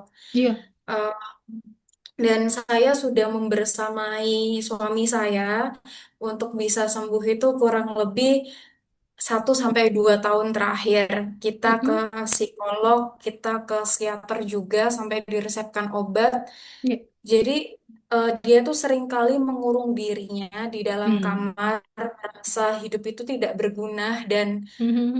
di rumah itu hanya ditempatkan cuma makan, tidur, beol, berangkat kerja lagi gitu. Mhm. Dan saya sampaikan, kalau misalnya kamu sudah punya solusi dan kamu udah coba tapi nggak mempan, boleh nggak pakai solusinya saya gitu. Hmm, Akhirnya ya. kita biar tadi ke Psikolog. psikolog sama Mhm. psikiater gitu. Iya. Dan di situ itu eh, bentuk-bentuk denial yang dia rasakan dari tidak adanya apresiasi, Mhm. merasa rendah diri, merasa tidak layak untuk hidup, bahkan untuk beli baju untuk dirinya sendiri atau beli tas lapangan dinas yang Mhm. harganya 1 juta itu dok, dia tuh Mhm. bilang seperti ini, "Eh, aku beli kayak gini tuh nggak apa-apa Tadindo gitu." Jadi saya tuh sampai berpikir Oh, ini anak diapain takut sih sama ya. orang tuanya sampai seperti Iya. ini gitu. Heeh. Lalu saya menyadari kalau misalnya dia itu dibeda-bedakan sama adiknya. Ketika Hmm. adik-adiknya dapat kamar yang lebih layak, dia itu Hmm. dikasih kamar yang itu literally kayak gudang dan itu nggak Iya, layak iya. ditempatin. Oke. Dan untuk dia ingin beli kasur aja, itu nggak boleh, harus bertengkar dulu. Kamu tinggal di sini ya, kamu harus ikut aturan di rumah ini, begitu dok. Sampai Mhm. akhirnya itu ketika dia udah kerja, ketika dia udah punya kehidupan lebih baik, daripada pulang ke rumah Mhm. bertengkar masalah kasur, akhirnya dia memutuskan untuk tinggal di hotel. Mhm. Mhm. Jadi dia tinggal di hotel 2 3 hari. Nanti kalau misal sisa 1 hari sebelum dia berangkat lagi, dia pulang ke rumah orang tuanya seperti itu. Oke, pertanyaannya? Nah di sini saya itu sering kali di harassment sama mertua saya dok, seperti itu. Hmm. Mhm. Dan yang awal mulanya saya deket, semakin kesini tuh semakin menjaga jarak karena saya pengen membentengin itu. Seolah-olah saya dibuat, kamu itu gendut, kamu nggak layak buat ini tuh segala macem. Kamu nikahin anak saya cuma ada kepentingan gitu. Hmm. Seperti itu. Banyak sekali harassment-harassment yang saya Ya. lakukan dan itu men-trigger saya banget sampai akhirnya yang semula saya itu diam sama orang yang lebih tua, sampai akhirnya saya speak up. Saya Mhm. speak up, saya marah dan bilang, siapa yang punya kepentingan, padahal sebelum nikah aja saya udah dibujuk beli tanah di belakang rumahnya gitu kan. Di situ saya meluapkan amarah saya sampai akhirnya saya berhenti diganggu, Dok. Ah, Dan ya. pertanyaan saya itu adalah, Mhm. ketika Suami saya seringkali direndahkan bahkan sebelum dan setelah menikah, dan Mm-mm. saya akhirnya sampai speak up mengungkapkan semua itu membela dia di depan Mhm, orang mhm, tuanya. mhm, Apakah bentuk perlindungan yang saya lakukan itu salah, Dok? Untuk mhm, bisa menikah, memilih tinggal pisah, memilih ikhtiarnya kita sendiri untuk sembuh. Bahkan untuk ke psikolog atau psikiater itu mhm. juga dicerca sama orang tuanya. Iya, iya, iya. Langkah seperti apakah yang kita itu sebagai anak dan menantu, kita tuh ingin mendapatkan ketenangan dan kebahagiaan itu, tapi juga tidak ingin Mhm, durhaka ke orang tua. mhm. Kayak gitu, Iya. Dok. Terima kasih.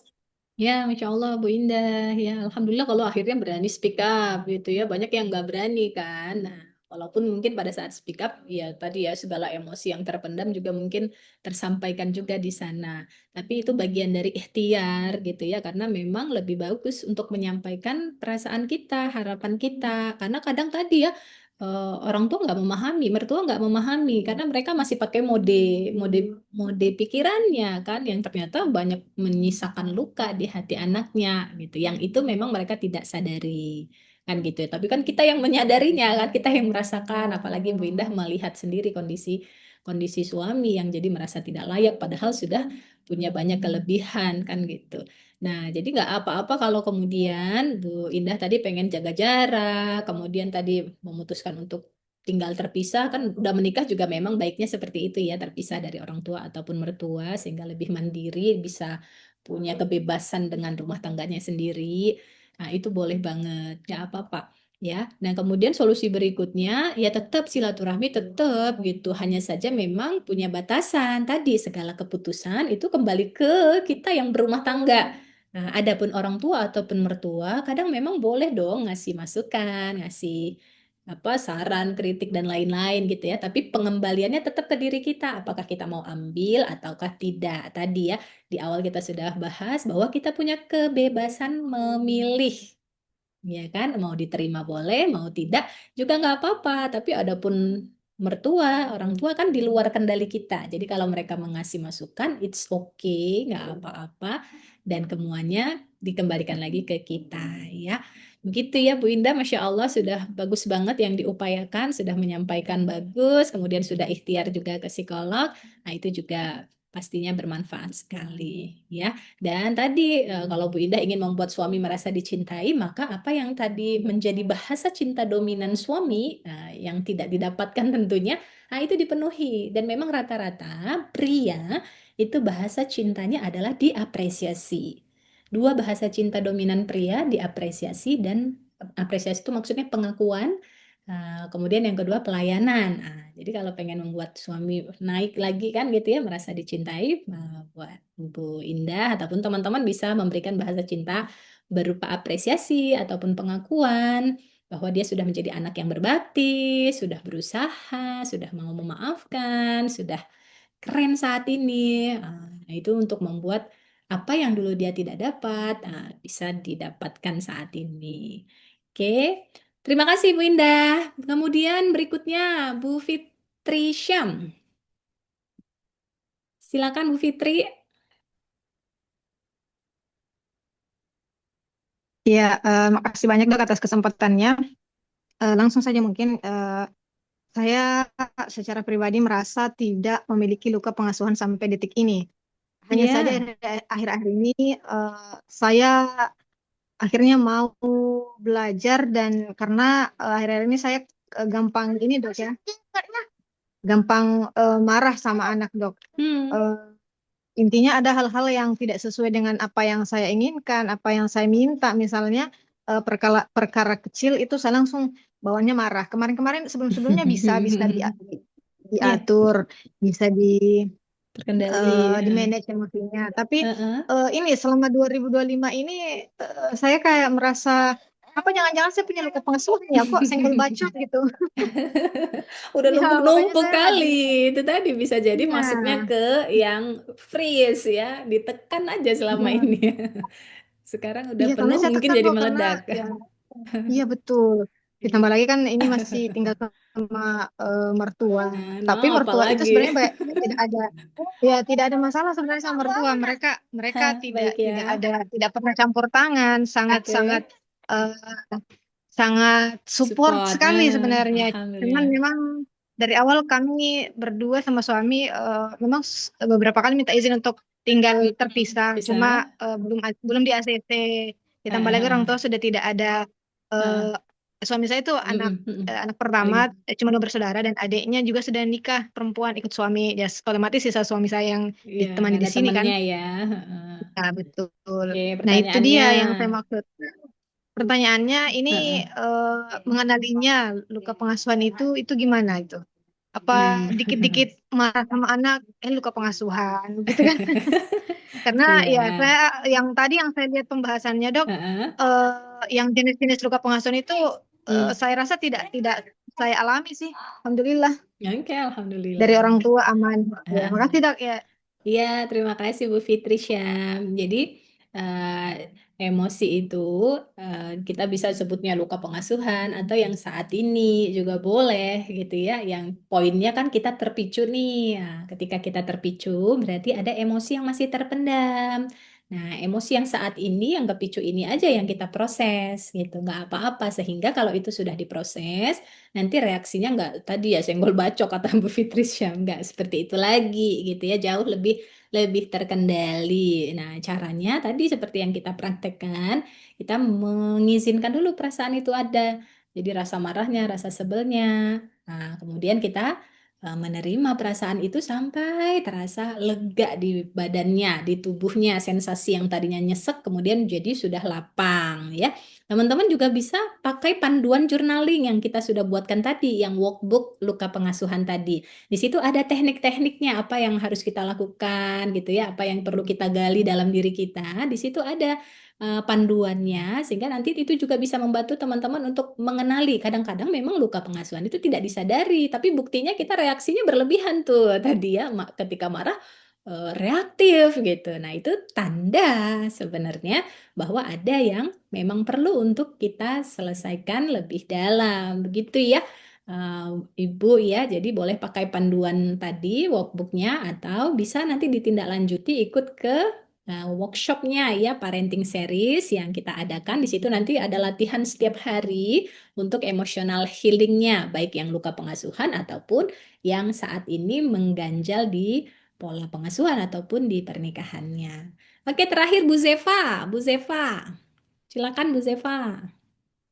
Oke, terima kasih Bu Sukma. Baik, saya mau bertanya nih Bu. Kalau Mm-mm. dari 5 jenis luka pengasuhan, Mm-mm. sepertinya saya sudah mengetahui ya apa saja lukanya. Mm-mm. Termasuk ada 3 itu. Yang pertama luka penolakan, Mm. pengabaian, dan juga eh, ketidakadilan.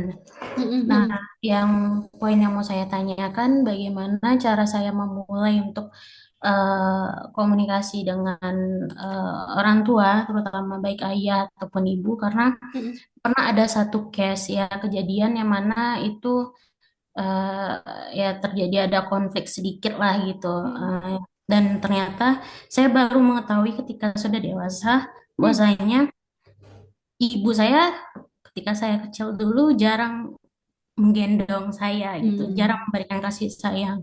Gitu Mm. pun dengan ayah saya gitu ya. Iya, Karena ya, bergetar nih. yang yang ya Terpicu karena dia. saya sebenarnya guru BK Bu, tapi Nggak apa-apa dong. apa inner child ini sangat mengganggu sebenarnya, Mm. terutama ketika saya sudah dewasa.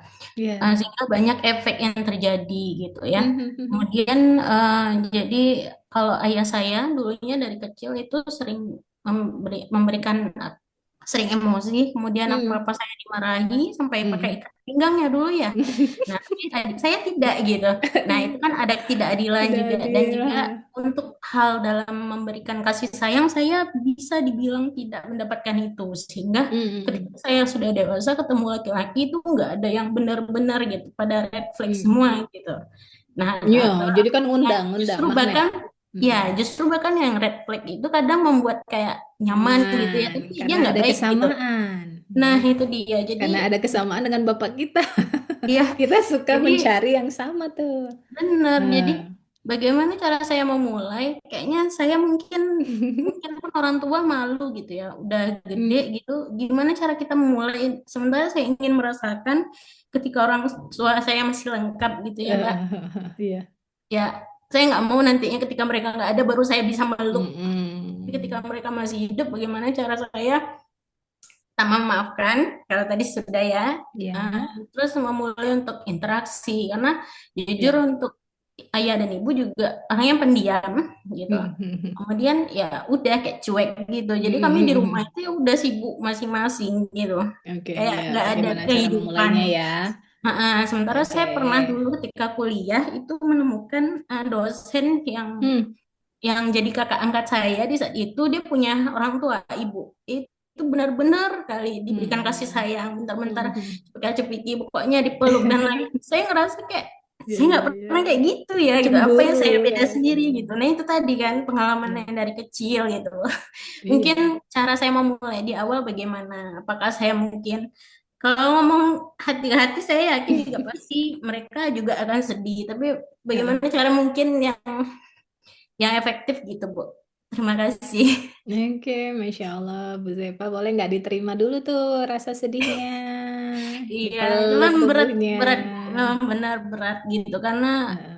yang dari kecil itu lukanya terlalu banyak kali gitu. Mm-mm. Tapi saya bilang Iya. sama adik saya laki-laki, kamu enak, kamu nggak pernah deh kena apa-apa sama ayah gitu. Kalau saya apa-apa Iya. kena ikat pinggang, apa-apa kena marah gitu. Anak Karena saya pertama anak ya. pertama mungkin ya. Betul, Saya masih anak pertama belajar. perempuan lagi kan. Jadi Iya. terlalu banyak kali sepertinya tuntutan seperti itu. Mm-mm. Jadi Betul. mungkin itu saja pertanyaan saya, Bu. Terima kasih. Ya, terima kasih Bu Zeva udah mau cerita. Ya, jadi memang kalau anak Sama-sama. pertama tuh banyak ekspektasi, harusnya harusnya pengennya gitu ya. Jadi orang tua lebih memporsir ya ekspektasinya dan menuntut ke anak tanpa mereka sadari, ya. Nah, sehingga wajar kalau Bu Zeva kemudian cemburu ataupun kepicu ketika melihat tadi ada keluarga yang lebih hangat, yang Bu Zeva tuh nggak dapatin. Maka memang kita akan menyadari luka kita ketika kita mulai membandingkan diri kita dengan orang lain. Saat kita tidak membandingkan, kita cenderung akhirnya bisa menerima. Oh, memang beginilah kondisi keluarga saya. Tapi banyak luka itu akhirnya kepicu ketika kita melihat, kok keluarga lain bisa? Kok orang tua lain bisa? Kok anak lain bisa? Kita jadi melihat dunia yang berbeda dan kita membandingkannya ke keluarga kita dan itu yang bikin kita, kok orang tua saya nggak gitu? Ih, enak banget ya dia gitu. Nah, maka memang ketika kita ingin lebih sehat mental, yang perlu kita lakukan tidak membandingkan diri kita atau keluarga kita dengan keluarga lain, karena jalan hidupnya berbeda. Nah, dan kita nggak tahu konflik apa yang ada di keluarga lain, kan gitu ya. Nah, setiap rumah tangga, setiap keluarga pasti punya konfliknya sendiri-sendiri, gitu kan. Di permukaan kita memang melihatnya menyenangkan gitu, tapi kita nggak tahu tuh di dalamnya seperti apa. Mungkin kita nggak siap kalau berada di posisi mereka juga, kan gitu. Maka stop membandingkan kalau kita pengen lebih sehat mental. Kita kalaupun mau membandingkan, tadi bandingkan diri kita saat ini dengan yang sebelumnya. Nah, dan saat ini ke depan kita bisa memilih untuk punya kualitas hubungan yang lebih sehat dengan orang tua. Kalau dulu di masa kecil kita nggak berdaya, kalau sekarang kita sangat punya daya. Nah, kita bisa memilih ketika orang tua masih ada, kita bisa memperbaiki bonding kita dengan mereka, kita yang rajin nelpon, atau kalau deket ya kita sering sowan, memeluk mereka, walaupun mungkin terasa canggung gitu ya. Awalnya mungkin terasa canggung karena mereka nggak biasa. Ah, Nanti kita bisa memulainya ngobrol dengan ayah. Tadi benar banget Bu Ziva. Jadi banyak yang tidak menikah atau jadi ketika banyak pun yang berdatangan nggak berani gitu. Ada penolakan yang tanpa kita sadari atau yang datang tadi katanya Bu Ziva red flag. Karena tadi kita cenderung suka pada hal yang sama dengan kita. Kita dulu nggak suka ayah kita begitu, kita kok ketemunya yang begitu tuh. Itu memang manusia itu suka mencari hal yang sama. Itu kenapa jadi cermin. Makanya ketika ada nikah tuh pasangan anak itu jadi cermin tentang luka kita gitu. Makanya kadang kita sebelnya di tema-tema tertentu aja, nggak semua tema gitu. Hanya di area-area tertentu yang berkaitan dengan luka kita yang kita tuh sebel. Nah, tapi ketika lukanya udah kita pulihkan di diri kita juga akan bisa melihat sisi-sisi positif pada pasangan atau calon yang datang. Nah, jadi penekanan atau perhatian kita nanti sudah ke area-area yang bisa disyukuri dari mereka gitu. Karena nggak mungkin sempurna kan ya Bu Zeva ya, nggak mungkin ketemu yang sempurna. Nah, yang penting dalam relasi itu kita mau sama-sama bertumbuh, mau sama-sama belajar, dan tadi poinnya tidak menyalahkan, ya. Nah, jadi dimulai dengan tadi, mulai telepon, mulai mengajak ngobrol, kasih cinta. Dan bahasa cintanya dikenali. Bahasa cinta Bu Zeva memang perempuan rata-rata bahasa cintanya sentuhan. Suka dipeluk, ngobrol, hadiah. Nah, jadi kalau misalnya mau membuat ibu merasa dicintai, kasih hadiah. Jilbab kah, baju kah, gitu ya. Nah, kalau bapak-bapak, nah, mereka suka dipuji. Iya ayah, makasih ya, ayah udah membesarkanku. Nah, makasih ayah, dulu sudah berjuang menafkahi keluarga. Ayah keren banget. Nah, dilayani. Bapak-bapak suka dilayani. Apa? Buatin kopi, dipijitin. Nah, itu paling seneng tuh. Nah, itu. Jadi caranya seperti itu. Dan menarik sekali ya, sebelum saya mengisi webinar ini, saya ketemu TikTok gitu kan, ketemu postingan di TikTok tuh bilang gini, bahwa segala luka pengasuhan yang pernah kita alami itu akan selesai ketika orang tua tiada. Kenapa kok ketika mereka ada, lukanya itu masih terasa besar? Karena kita masih berharap mereka mencintai kita. Dengan versinya kita gitu ya. Padahal mereka udah mencintai dengan versinya mereka. Tapi kita masih berharap mereka mencintai kita seperti yang kita mau. Kita maunya dipeluk, kita maunya diapresiasi. Tapi begitu orang tua itu tidak ada, tadi kan gak ada ekspektasi lagi kan gitu ya. Kita baru merasa eh, kehilangan yang dalam gitu. Baru merasa terurai tuh. Terurai itu maksudnya kita jadi begitu menyayangi mereka, begitu kehilangan mereka gitu. Yang akhirnya jadi penyesalan gitu. Kok ngapain saya memelihara luka ya? Wong orang tua masih ada, mbok saya. Bagus tadi Bu Zeva sudah ada niat ke situ memperbaiki hubungan. Jadi ketika kita bisa memperbaiki hubungan kita dengan orang tua, dan melepas semua luka, itu Masya Allah banget. Hidup tuh jadi lebih ringan, karena beban masa lalunya udah lepas toh. Nah, jadi kalau bebannya udah lepas, kita mau jalan itu selangkah aja maju gitu. Tapi kalau masih bawa beban, lari pun nggak maju-maju nih, karena bebannya berat. Nah, begitu kita lepaskan beban itu, yang akarnya itu kan dari orang tua ya, nah, itu langkah kita sedikit aja itu udah maju. Nah, dan hidup terasa lebih lapang, terasa lebih ringan, terasa lebih menyenangkan. Dan tentu saja nanti tadi ya ibu-ibu yang sudah praktek tadi bisa merasakan akan terjadi perubahan pada interaksinya dengan orang tua.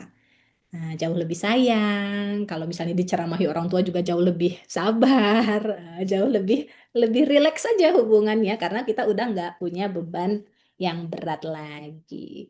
Begitu ya teman-teman. Terima kasih yang sudah hadir. Terima kasih juga yang sudah berpartisipasi ya. Tentunya akan lebih powerful lagi kalau teman-teman melanjutkan sesinya ke sesi yang lebih lengkap ya. 4 kali pertemuan dalam 1 bulan Juni ya, diniatin aja. Insya Allah teman-teman bisa menjadi versi yang terbaik. Ketika diri kita membaik, maka insya Allah tadi lingkungan kita juga akan ikut membaik secara signifikan. Tadi teman-teman bisa pilih, boleh pakai workbook yang sudah kami siapkan. Ya, boleh juga ikut parenting seriesnya karena akan ditemani juga nanti akan dipandu proses healingnya karena memang healing itu berproses, tidak hanya permukaannya aja, tapi nanti kita pandu sampai seakar-akarnya. Dan kalau teman-teman mau secara private, kita juga ada layanan konseling secara online maupun offline di Semarang kalau offline. Begitu ya teman-teman, terima kasih semuanya. Kita tutup dengan doa penutup majelis. Subhanakallahumma wa bihamdika asyhadu alla ilaha illa anta astaghfiruka wa atubu ilaik. Sampai jumpa lagi ya di lain kesempatan. Semoga bermanfaat. Assalamualaikum warahmatullahi wabarakatuh. Waalaikumsalam warahmatullahi Waalaikumsalam wabarakatuh. warahmatullahi Terima wabarakatuh. kasih, Bu.